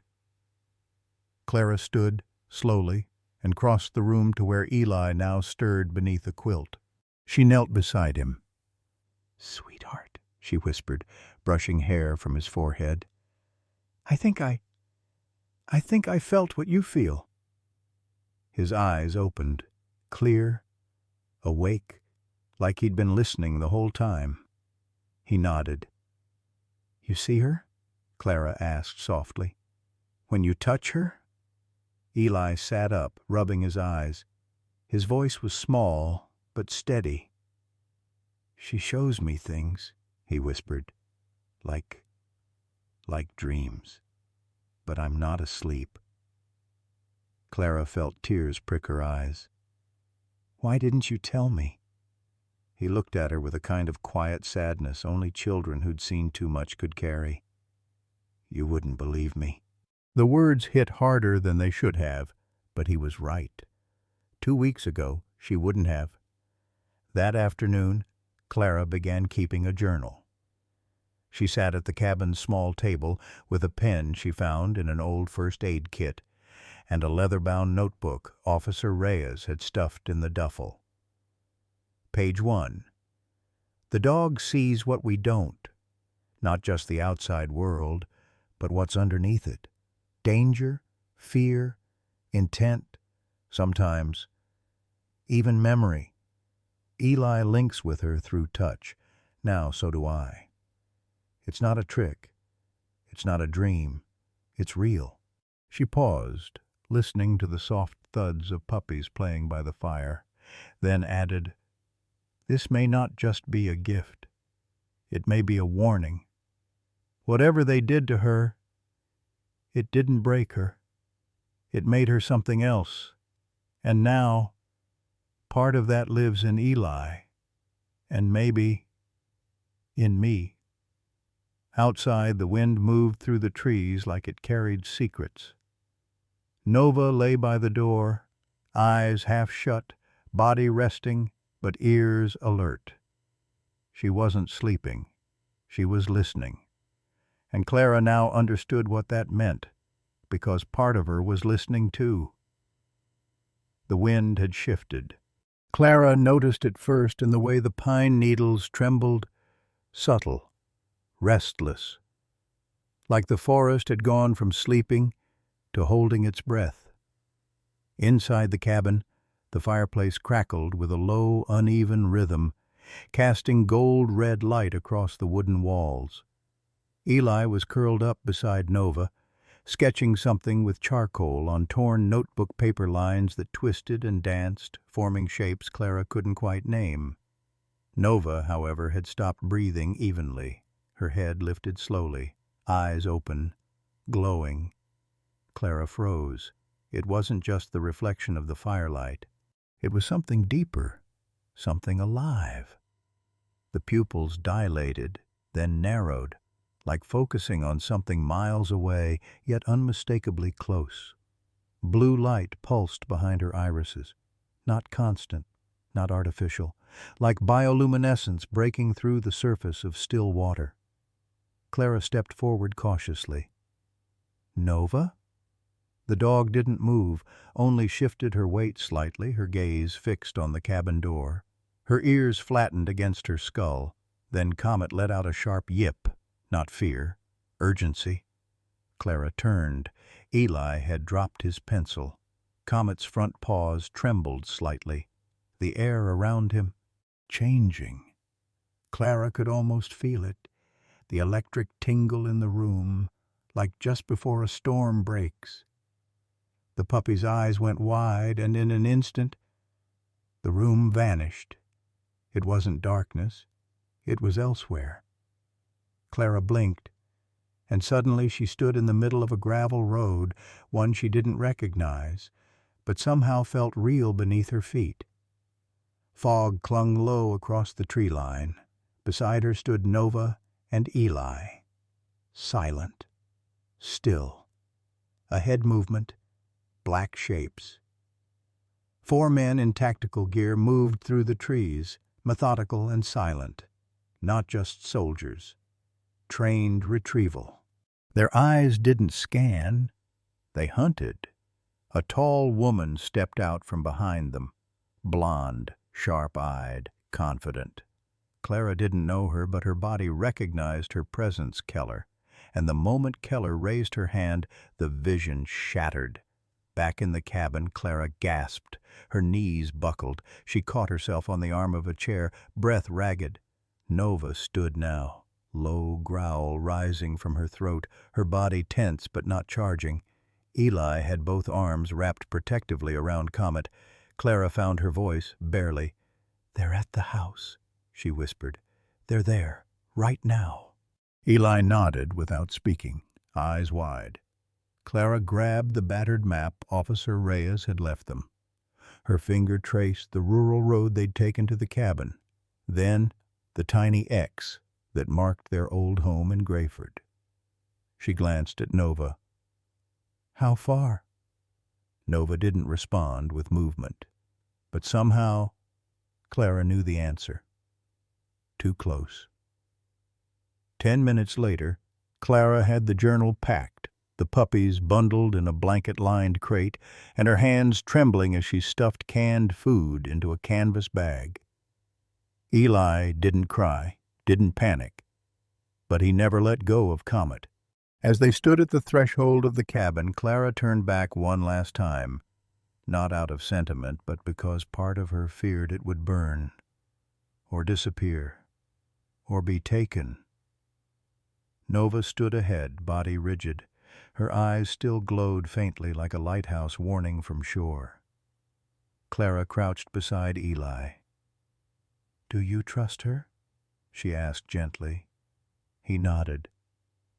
"Then we follow her," she said, rising, "no matter where." Nova turned her head slightly, just enough to confirm she'd heard. Then she stepped forward into the shadows of the pine trees, the faintest glimmer trailing in her wake. Eli followed. And Clara, mother, fighter, believer now in things no one else would dare speak aloud, followed too, because blue eyes glowing in the dark didn't scare her anymore. They warned her. And this time she was listening. The fire had long since died down, leaving only the faintest ember glow beneath layers of ash. Clara sat at the edge of the small pine wood table, a worn leather journal cracked open before her, pen poised between trembling fingers. The cabin was still, so still it felt like the world had been paused, held gently between breaths. Eli sat cross-legged on the floor, Comet nestled against his side, asleep. The other puppies were curled into a soft pile by the hearth, safe and warm. But Eli stayed awake, watching, listening, and Nova lay beside the door, her head resting on her paws, ears twitching to every creak in the timber, every sigh of the trees beyond. But her eyes, those strange, cerulean mirrors, remained fixed on Clara, as if waiting for her to believe. Clara dipped her pen in the ink again, eyes scanning the page she'd just written. "It's not instinct, not training, it's transmission. Like dreams that don't belong to us. Nova sees, and now, so does Eli." She paused, letting the ink dry, then turned slowly to her son. "Eli?" Her voice broke the hush like a pebble dropped in a lake. "When you saw them, the people in the woods, that wasn't the first time, was it?" Eli looked up at her. There was no fear in his face now, just the weight of understanding far too heavy for a 5-year-old's shoulders. "No," he whispered. Clara nodded. "Tell me what happens, when it starts." Eli's gaze drifted to Nova. "She looks at me," he said quietly, "but not like people do. She looks through, like she's sending it." "Sending what?" Eli touched the side of his own head, then pointed gently at Comet. "What she sees." Clara felt her chest tighten. "And Comet?" she asked, almost afraid of the answer. Eli's voice was a whisper again, but it held something stronger this time, certainty. "Comet shows us where to go. Not just places, paths, safe ones, ones that change." Clara leaned back slowly, her mind catching up to what her son had known all along. Not intuition, not guesswork. A layered communication site, sensation, direction, all passed without a single word. "Like a guide?" she asked. Eli nodded. "Can he do it now?" Eli looked down at Comet. The pup's body rose and fell in deep, rhythmic sleep. Then, as if summoned by some silent tether, Comet opened his eyes. For a moment, Clara saw nothing unusual. Then, a shimmer, a ripple in the air above his small head. And suddenly, Clara wasn't in the cabin anymore. She was standing in a pine wood clearing, the sun fractured through green boughs, the air scented with cedar and rain. A narrow trail led deeper into the woods, flanked by wildflowers and moss-covered rocks. There were no people, no threats, only stillness. Then the vision folded in on itself like paper burned from the edges inward. Clara gasped. Back in the room, her hands trembling around the leather journal, Eli reached out and touched her wrist. "He only shows what's possible," he said softly. not always what is. Clara didn't know whether to cry or hold him tighter than her arms would allow. Instead, she turned back to the journal and began writing with newfound clarity. There's no command here, no force, no dominance. It's connection. Nova shares, Comet guides, and Eli, he understands both. He doesn't control them. He listens. She paused again, breath catching as she stared down at the words. Somewhere in her chest, a new kind of fear formed, not for what they were running from, but for what they were now a part of. Because this wasn't just about saving a dog or hiding a family. They were witnesses to a truth buried deeper than any file or locked lab, something that never should have been created. And yet, something beautiful in its refusal to obey. Clara ran her hand through her hair, the pages before her filled with sketches, notations, timelines. Nova's strange neurological signs, Comet's projections, Eli's vocal breakthroughs, the shared dreams, the almost telepathic awareness between them. She wrote one last line before she closed the journal for the night. We are living proof of something the world would either worship or destroy. Nova shifted by the door. Her ears flicked. She didn't growl, but she knew they weren't alone in the universe anymore. Clara reached out and laid her hand softly on Nova's head. For a heartbeat, just one, she saw what Nova saw. A moonlit trail, a rising tide, and in the distance, headlights through trees. Clara pulled her hand away, blinking back tears. "They're coming," she whispered. Nova didn't move. But she didn't need to. They would be ready.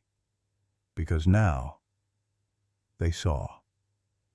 The storm arrived quietly. Not thunder, but a whisper that sank into bone. Snow fell steady, covering the porch and trees. Inside, Eli played by the window with Comet. Nova lay nearby, rigid, alert. Then came the sound, boots crunching snow. Clara's heart clenched. At the door stood Officer Reyes, and behind her, Colonel Rusk. Clara cracked the door, fury in her voice. "Why is he here?" Reyes's eyes glistened. "He has my daughter. I couldn't stop him." Rusk's voice sliced the cold air. "You're harboring government property prototype Theta, her offspring. Surrender them. They're not property. They're lives." Clara didn't wait. She slammed the door. "Eli Crate, now!" They fled out the back window, into the storm. The forest swallowed them. Nova led, low and fast. A warning shot cracked the night. They were being tracked. Nova tore the crate strap from Clara's hands, flung it into a ravine, scattering the pups into a snowbank. But safe. They ran. At an old tunnel they collapsed inside.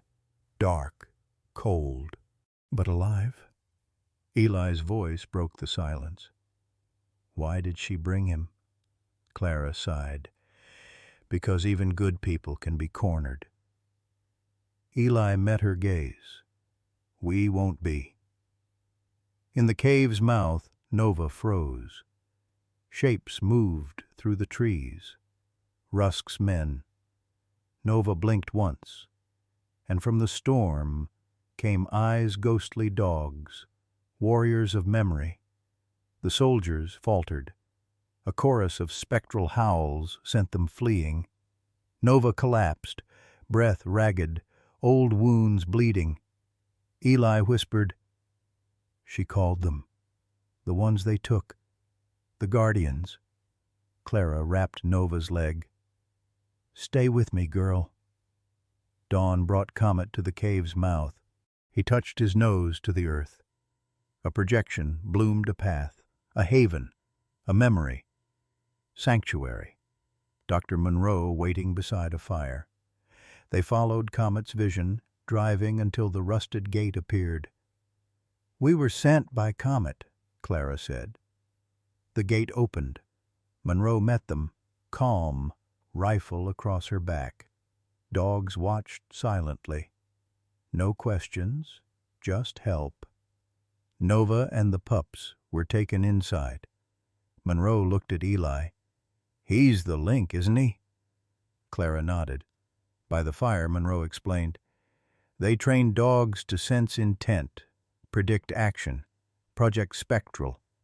But Comet, he's different. He shows. He remembers." That night, Eli stood by Nova's side. "They'll come again," he said. Clara nodded. "But now," she whispered, "we're not alone." The morning broke quietly over the sanctuary, casting long gold ribbons across the dewy field, where dogs stirred slowly from sleep. Pines whispered overhead, and the air smelled of cedar, salt, and something new. Inside the observation barn, converted into a hybrid lab and enrichment center, Comet sat at the center of a shallow ring of light. A biometric collar blinked gently around his neck. He didn't seem to notice. Eli stood just beyond the halo, one hand pressed to the glass. He wasn't scared. Not anymore. He was watching his friend. Comet was glowing again, but this time, not just light. It was sound. At first it was static, the ambient white hiss of nothingness. Then, "Where are you going, Daddy?" A child's voice. Eli's own from 2 years ago, soft and fragile, yet bright with curiosity. The scientists froze. The voice hadn't been recorded. "Just for a while, kiddo. Gotta help the good guys. I'll be back before you turn 6. It was unmistakable. Eli's father. Gone since the mission that never came back. No known recordings existed. The voice floated in the projection like a dream spun from dust and light. The air went still. Comet blinked, and the memory faded. Clara covered her mouth. Dr. Monroe stepped back from the console, stunned. "That's not a trick," she whispered. "That wasn't learned behavior. That's neural imprinting, stored memory, projected audio." She turned to Eli. "Did you think about your father just now?" Eli nodded. "I missed him." For the next 2 hours, they ran non-invasive tests. Heart rate, brainwave alignment, thermal mapping. Each time Eli touched Comet, the puppy responded not with mimicry, but translation. Images, snippets, emotionally charged memories that didn't belong to him, but moved through him like light through stained glass. The sanctuary's lead cognitive specialist, Dr. Jonas Lai, sat down hard on the edge of a workbench. "We've studied empathy-based canines, even ones that synchronize with human cortisol levels, but this," he shook his head, "this is cognitive tethering, and it's flowing both ways." Later that day, Clara found Eli and Comet curled up beneath the porch of the main cabin, heads pressed together. They weren't asleep. They were sharing something. "Do you want to tell me what you saw?" she asked gently. Eli sat up slowly. There was a fire, a room. Nova was there. She was younger. There were men shouting. Then a door, and cold. She was locked in a box. He paused. She didn't cry. She just waited. That evening, Clara wrote in her journal by firelight, her handwriting more urgent now. "He's not just remembering. He's receiving. The puppy can access her memories, not just through sound and light, but emotion, fear, even choice. Comet is the bridge between species, between pain and peace. This isn't just survival. This is what hope evolving looks like."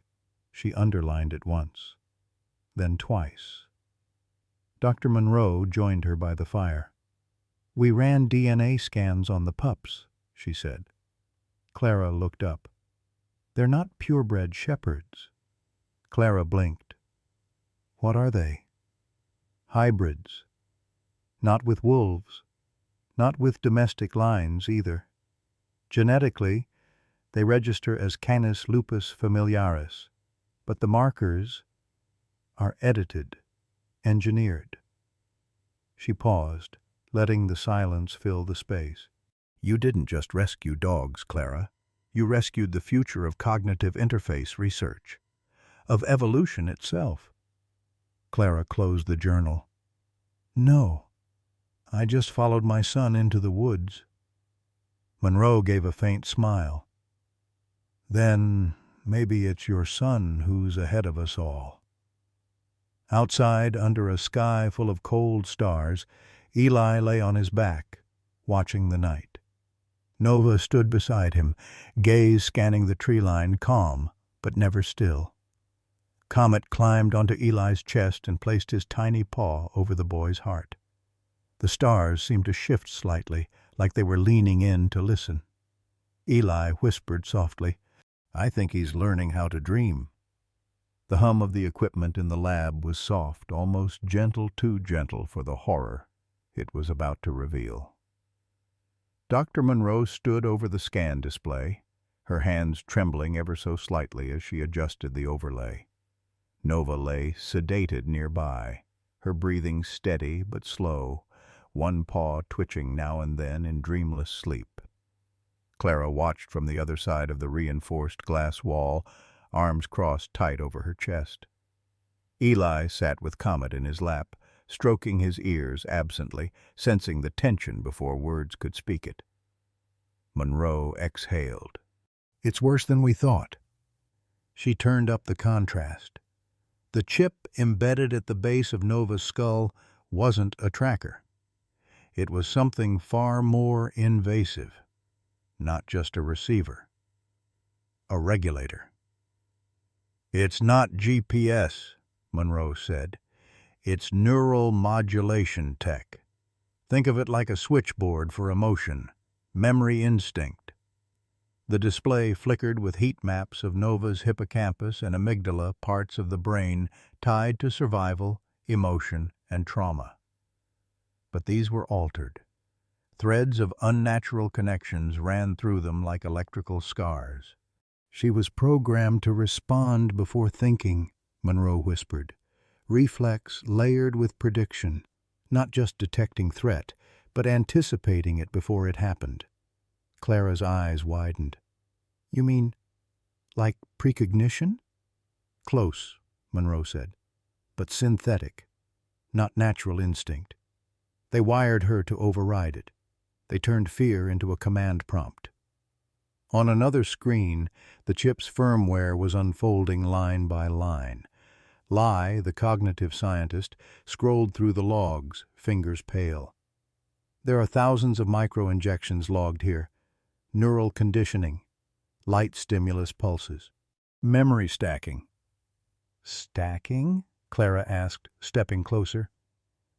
"They copied sequences of memory from other canine units, sniffing patterns, aggression control, battlefield simulations, and imprinted them into her cerebral mesh like programming a machine." "She wasn't trained," Monroe said flatly. "She was compiled." But it wasn't just that. Further down the logs, Clara saw a line that chilled her. "Reproductive sequence termination. Auto-enabled upon conception." She blinked. "What does that mean?" Lai hesitated, then said it plainly. She wasn't supposed to survive the pregnancy. Clara's knees gave slightly. She grabbed the back of a chair. Monroe looked at her, eyes filled with an ache too old for the moment. "They built her to be disposable," Monroe said. "The pup's likely a one-time byproduct of some final test run. Genetic inheritance fused with behavior mapping. She was the delivery system, not the legacy." Clara shook her head. She wasn't supposed to love them. She wasn't supposed to have them, Monroe corrected softly. Silence hung between them like an accusation. Clara turned to the window, staring at Nova's still body. Her flanks rose and fell slowly, bandages wrapped carefully around her hind legs. Just days ago, she'd been chained in mud, starved, forced to labor on frozen earth. And yet, she had endured. She had protected them. Even now, her ears twitched when Eli stirred. Somewhere beneath sedation, her instincts were still listening. Clara stepped closer, eyes glistening. "She outlived what they built," she whispered. Later that night, Clara sat alone in the sanctuary's library, leafing through a battered folder Monroe had handed her. Internal memos, partial emails, recovered from an anonymous source who had once worked under Rusk. Some were redacted, but one wasn't. Subject Theta shows elevated resistance to neural override post-injury. Recommendations: isolate, terminate if conception occurs. Emotional contamination risk rising. Child bonding noted. Unacceptable deviation. Her breath caught on the final line, scribbled in pen beside it. She names them. They're not supposed to have names. Upstairs, Eli slept beside the pups, one hand resting gently on Comet's back. The little dog blinked once, and the moonlight shimmered slightly across the cabin floor, curling in patterns like waves. Clara watched from the doorway, heart aching. She knelt beside Nova now, recovering, her breathing stronger, and whispered to her, "You weren't meant to survive." She reached out and touched Nova's forehead gently. "But you did." Nova opened one eye, a flicker of blue. Alive. The printer in Dr. Monroe's office clicked with an uneven rhythm, feeding out grainy black-and-white documents that reeked of dust and silence. The kind that follows when something is buried deep enough no one ever expects it to be found again. She hadn't spoken since the file arrived. An encrypted email, no sender, no name, only a single subject line. They were never just dogs. Clara sat across from her, brow furrowed, arms crossed to still the quiet shaking in her hands. The air felt heavier in this room, thick with something more than truth. Dread, maybe, or inevitability. The final page spat from the printer. Monroe gathered the stack. Some of the pages were old, scanned, degraded. Military stamps half-bleached, redactions like black veins across vital organs. But the words that were visible, they screamed. She flipped the top sheet. Project Spectral, declassified summary, level 4 clearance. Clara leaned in. The first paragraph stopped her breath. In accordance with DARPA NDI Joint Research Initiatives, Project Spectral aims to explore cross-species neural convergence using bioengineered canine subjects and pre-selected human anchors, age 3 to 6. Focus: early imprinting, cognitive fusion, predictive threat recognition, and rapid response sensory amplification. "Human anchors?" Clara asked. Monroe nodded grimly. "Children." Further down, diagrams detailed the connection points. Sensory relay centers in the dog's brain mirrored with EEG patterns from human children. The goal wasn't just faster dogs. It was shared perception. A line highlighted in faded ink. By year 4, select subjects began responding to emotional stimuli before conscious recognition in the child. Confirmed. Bidirectional exchange possible. Child sees what dog sees. Dog senses what child feels. Clara's voice dropped. Eli. Monroe handed her another page. Subject Theta, Nova, exhibited the highest stability. Chosen for advanced pairing protocol. Projected match, child born between 2017 to 2018 with trauma history or sensory disruption. Purpose, stress-driven synchronization. A photo paper-clipped to the corner. Nova, as a younger dog, leashed, eyes already glowing faintly, standing beside a silhouette of a toddler face redacted. "Wait," Clara whispered. "They were going to assign her to a child?" Monroe nodded. From birth, they were breeding the dogs to match the emotional architecture of chosen kids. Why would anyone do that? Monroe tapped the final page. An executive summary, more recent. Defense applications include battlefield scouts, silent surveillance, crowd threat anticipation, and remote recon via empathic relay. If fully paired with child before age 7, the bond becomes permanent resistant to traditional neural inhibitors. Long-term potential. Civilian-embedded units with reactive animal guardians. Clara swallowed hard. So Eli wasn't an accident. More than that, Monroe said quietly. He may be the only successful bond ever formed outside the lab. Clara's hands tightened around the paper. Her son, mute for 2 years, broken by grief, had somehow called out to a dying dog with no name, no chance, and pulled her back. Now it made terrible, aching sense.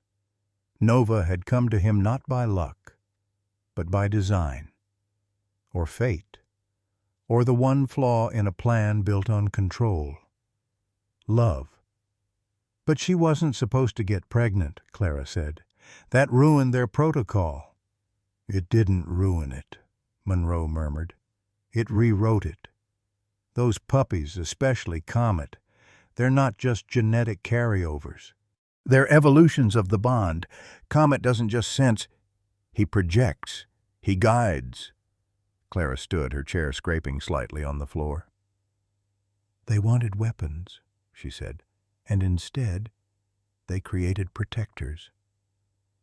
Outside, Eli knelt in the grass, Comet bounding beside him. The air was still, safe, the way it had been before names like Spectral and Theta entered their lives. Clara watched him from the window, her jaw tight. "I want this in the open," she said. "If something happens to us, the truth has to live somewhere else." Monroe nodded. "I'm already backing it up. We'll get it to journalists. Whistleblower networks." "And if they come first?" Monroe looked at her. Her eyes were tired but unyielding. "Then they'll learn," she said softly, "that you don't corner a mother protecting her own." In the distance, Nova raised her head, eyes glowing, watching, waiting, knowing. It began with boots on gravel, not rushing, but measured, controlled. Clara turned as Dr. Monroe's assistant burst in. "They're here." She didn't need to ask who. 3 black vehicles idled at the gate. From the back of one stepped Colonel Darian Rusk. Same dark coat, same boots, but no knocking this time. He was claiming. In the yard, Monroe stood firm. "Colonel, you're not authorized?" "I'm not here for authorization. I'm here for property. K9 Theta, Subject 7 Comet." Clara's voice stayed steady. "They're not yours anymore." Rusk smiled coldly. "Project Spectral is reactivated. This sanctuary is under investigation. You have until sundown." That night, they packed. The sanctuary had felt like home. Now, it was a target. "You have 6 hours, Monroe said, handing Clara a flash drive. "Get this to the press. I'll stay. Buy you time." Nova paced the kennel, ready. Clara knelt. "This is the last time, I promise." Nova touched her forehead to Clara's, then Eli's. Comet blinked, already mapping the way out. Before dawn, they vanished. Not retreat strategy. Now they knew what they were running toward. In the cabin, Eli stood still for the first time, deciding. "She found me," he whispered, hand on Nova's scarred ear. "I'll protect her now." Clara tried to argue, but Eli was resolute. "Let me lead them away. Me and Comet. We can hide. Nova can rest." Comet projected a vision. An outpost near Black Hollow Ridge. Safe, off-grid. Eli packed light. Clara held his face. "Follow Comet. Don't stop unless it's safe." "I see him, and he sees it." Nova nuzzled him once, then looked away, trusting him with what war hadn't taken, her children. They melted into the trees, no goodbyes, just belief. Later, in the clearing, Nova stood as Rusk ordered surrender. Drones streamed the standoff. Nova blinked, and the phantoms appeared. K-9s lost to failed missions, terminated bonds. A blue wall of light and memory. One soldier dropped his weapon. Another stepped back. Rusk barked orders. No one obeyed. The truth didn't need to be real to be undeniable. Comet stepped forward, projecting lab horrors, needles, screams, Nova chained. A technician's voice. "Terminate post-conception." Eli's voice echoed, "Please live." The mutts and rescues stepped forward, collars glinting. One by one, the soldiers lowered their guns. "You don't understand," Rusk shouted. "No," Clara said, voice clear. "You engineered it." The drones caught everything. Nova let the projection fade until only a chained version of herself remained. It looked up at her and vanished. The wall of light faded. But the truth remained. The first entry was simple. "We found her in the mud, chained and full of life." My son, who had not spoken in 2 years, whispered her back to breath. "Her name is Nova. This is what they did to her." Clara's fingers hovered over the submit button. Outside the window of the sanctuary's converted library, dawn broke quietly. No fireworks, no victory parades, just the rustle of pines and the hush of truth about to become impossible to silence. With one breath, she clicked, and the flood began. Within hours, the journal originally titled Nova. A mother's record was mirrored, downloaded, screenshotted, translated. By noon, it was on every major social platform under hashtags like #ProjectSpectral, #BlueWall, and #LetThemLive. And then came the knock. Not on Clara's door, but on the conscience of a nation. The first whistleblower was a lab assistant named Adrian Voss. His voice trembled through a blurred-out interview screen. "We were told they were just prototypes, but they remembered us. They remembered pain. Some even remembered each other." Others followed. A former Marine tech handler, a contracted vet, even a janitor who recalled disposing of surplus embryos. All of them told the same story. Dogs bred not for companionship but for predictive combat. And worse children selected for psychological compatibility with the canines. Monitored, tracked, groomed. Eli's name appeared twice. Once redacted. Once marked non-viable due to trauma.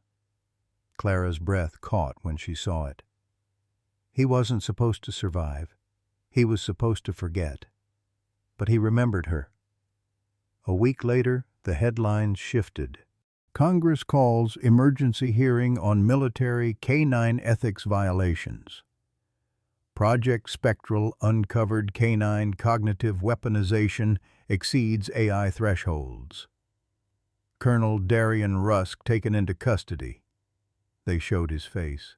no longer smug, no longer untouchable, and behind him a sea of reporters. But he said nothing, because anything he could have said Nova had already shown. At the sanctuary, Clara sat by the fireplace. Eli lay curled on a beanbag with all 6 puppies around him. Nova watched from the shadows, one paw stretched protectively over Comet. Dr. Monroe approached quietly. "Do you know what you did?" she asked. Clara looked up. Her eyes were tired, but not broken. "I didn't do anything alone." Monroe smiled. "No, but someone had to write it down." Clara held up the leather-bound journal, now wrapped in plastic sleeves and archived in 6 languages. "It's not a journal anymore," she said. "It's testimony." The camera that had once recorded Nova's final projection at the standoff now sat in a museum display case, under a plaque that read, "The Blue Wall, the projection that ended Project Spectral." Next to it, a replica of Nova's collar, still faintly glowing under the right light. And in one corner of the exhibit, a clip played on loop, silent, grainy, but unmistakable. A muddy 5-year-old boy, his face streaked with tears, kneeling beside a lifeless pup, whispering, "Please live," and the pup breathing. The world watched, and for once, listened. It didn't happen overnight. There were hearings, amendments, petitions, 1,000 names on paper, then 10,000 more. But slowly, the sanctuary, once a quiet refuge hidden in the pines, was transformed into something larger than itself. A federal mandate reclassified it. Sanctuary Theta, national haven for retired and rescued working canines. But no one here called it that. To the children, the volunteers, and the animals who wandered its fields and rested under its porches, it was simply Nova's home. The entrance sign was handcrafted by local artists and engraved with a quote in soft ironwood lettering. "They gave everything they had. We give them everything they need." Beneath the words, a bronze paw print slightly off-center. Eli's idea. He said it felt more real that way. Nova lay beneath a cottonwood tree nearby, her belly gently rising and falling in rhythm with the wind. Around her, 6 half-grown pups tumbled in a disorganized pile of limbs, tails, and mischief. All except one. Comet sat beside Eli, who now stood taller, older still, quiet, but not silent. Every Saturday, children from across the state came to Nova's home. Some came with trauma tucked into their bones. Others with diagnoses written in cold clinical terms. Most didn't speak at first. They didn't have to, because here, communication started without words. It began with sitting still, letting a dog approach, learning that eye contact wasn't confrontation, that touch could be offered, not demanded. And when they were ready, Eli was there, not as a teacher with a whistle or command stick, but as a friend. He would crouch beside them and say softly, "They don't need you to control them. They need you to feel safe first." One girl, Amy, hadn't spoken since her father's deployment 3 years prior. She sat cross-legged in the field, hands on her lap, tears dried into salt on her cheeks. Nova approached her slowly, one paw at a time, then lowered her head. Amy didn't flinch, just raised her trembling fingers and touched the space between Nova's eyes. A moment passed, and then Amy gasped, not in fear but wonder. "She remembers," she whispered. "She remembers what it felt like to wait for someone who didn't come back." Clara watched from the porch, hand over her mouth. Nova had given birth to more than pups. She had given birth to a place where memory could heal. The government sent observers, analysts, even a documentary crew. But none of them captured what mattered. Not the way Nova limped slightly on rainy mornings, but never let the pain stop her from greeting every child. Not the way Eli gently took a notebook from a boy too anxious to speak and taught him how to draw what he couldn't say. Not the way Comet waited outside the therapy rooms and barked once when someone inside was about to panic. No spreadsheet could measure that. One morning, Dr. Monroe walked the path toward the central cabin where Clara kept her journals. She found Clara in the garden, weeding with one hand and writing with the other. "You never stop documenting," Monroe smiled. Clara looked up, wiping a smudge of soil from her cheek. "Because the world forgets too easily," she said, "and they deserve to be remembered, every one of them." She pointed toward the yard, where Eli and Comet were showing a new group of visitors how to interpret a dog's posture. Monroe nodded, eyes misting. "You know, if anyone asks where the future of empathy begins, I'll say it started with a muddy little boy, a half-breathing puppy, and a mother who chose not to walk away." That evening, as the sun dipped behind the ridgeline, painting the fields gold, Nova stood. She climbed the small hill behind the cabin, the same hill where she had once stared into the distance as if bracing for another fight. But tonight, there was no fear in her posture, just stillness. She looked down at the sanctuary, at her pups, at Eli and Clara below. Then she sat. Behind her, Comet joined his tail, flicking like a comet's tail under the stars. For the first time, no one projected anything. No visions, no warnings, just presence, just peace, just home. The morning was quiet in the way only peace could be. Soft, unhurried, full of life that no longer needed to hide. Sunlight spilled across the meadow like honey, pooling between tufts of wild grass and dandelion heads heavy with seeds. A breeze rolled in from the west, carrying the scent of pine and something warmer, something homebound. Nova stood beneath the cottonwood tree, the same one where she had once laid recovering, her body torn and trembling after birth.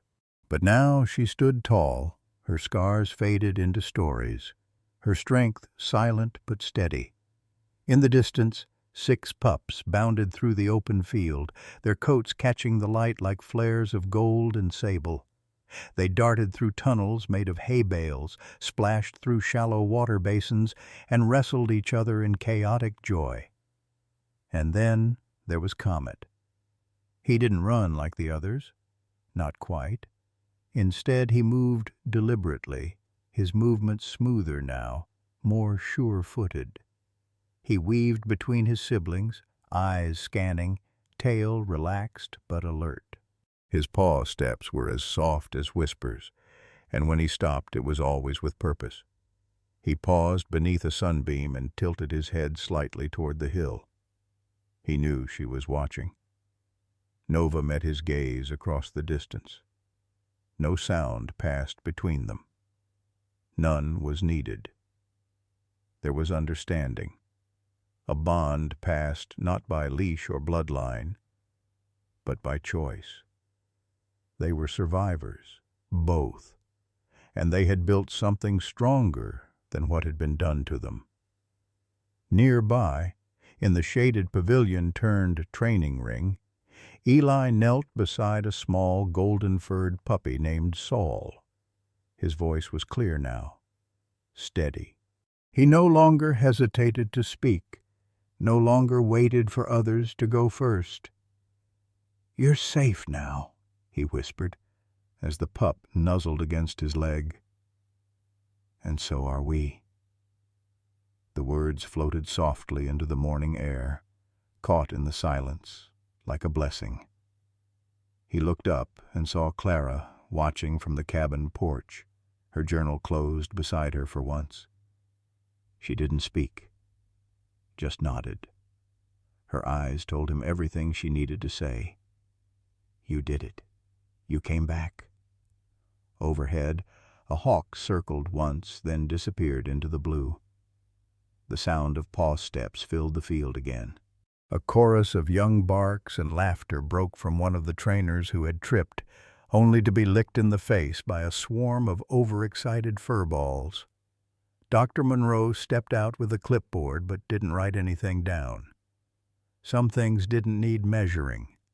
Some things, like what was happening here, could never be captured in reports or research.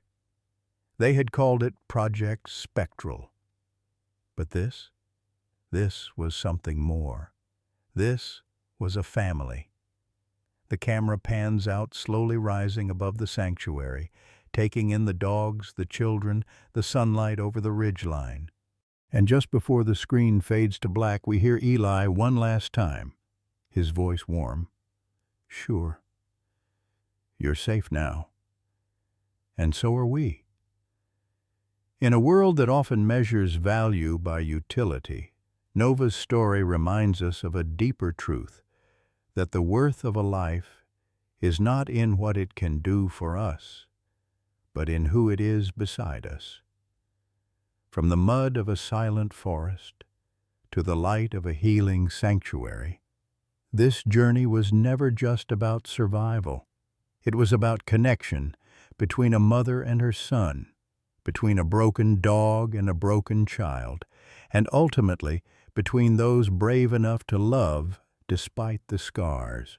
German Shepherds have long stood as symbols of loyalty, intelligence, and courage, but Nova and her pup Comet show us something more: the silent language of trust, the instinct to protect, and the ability to see into the hearts of others.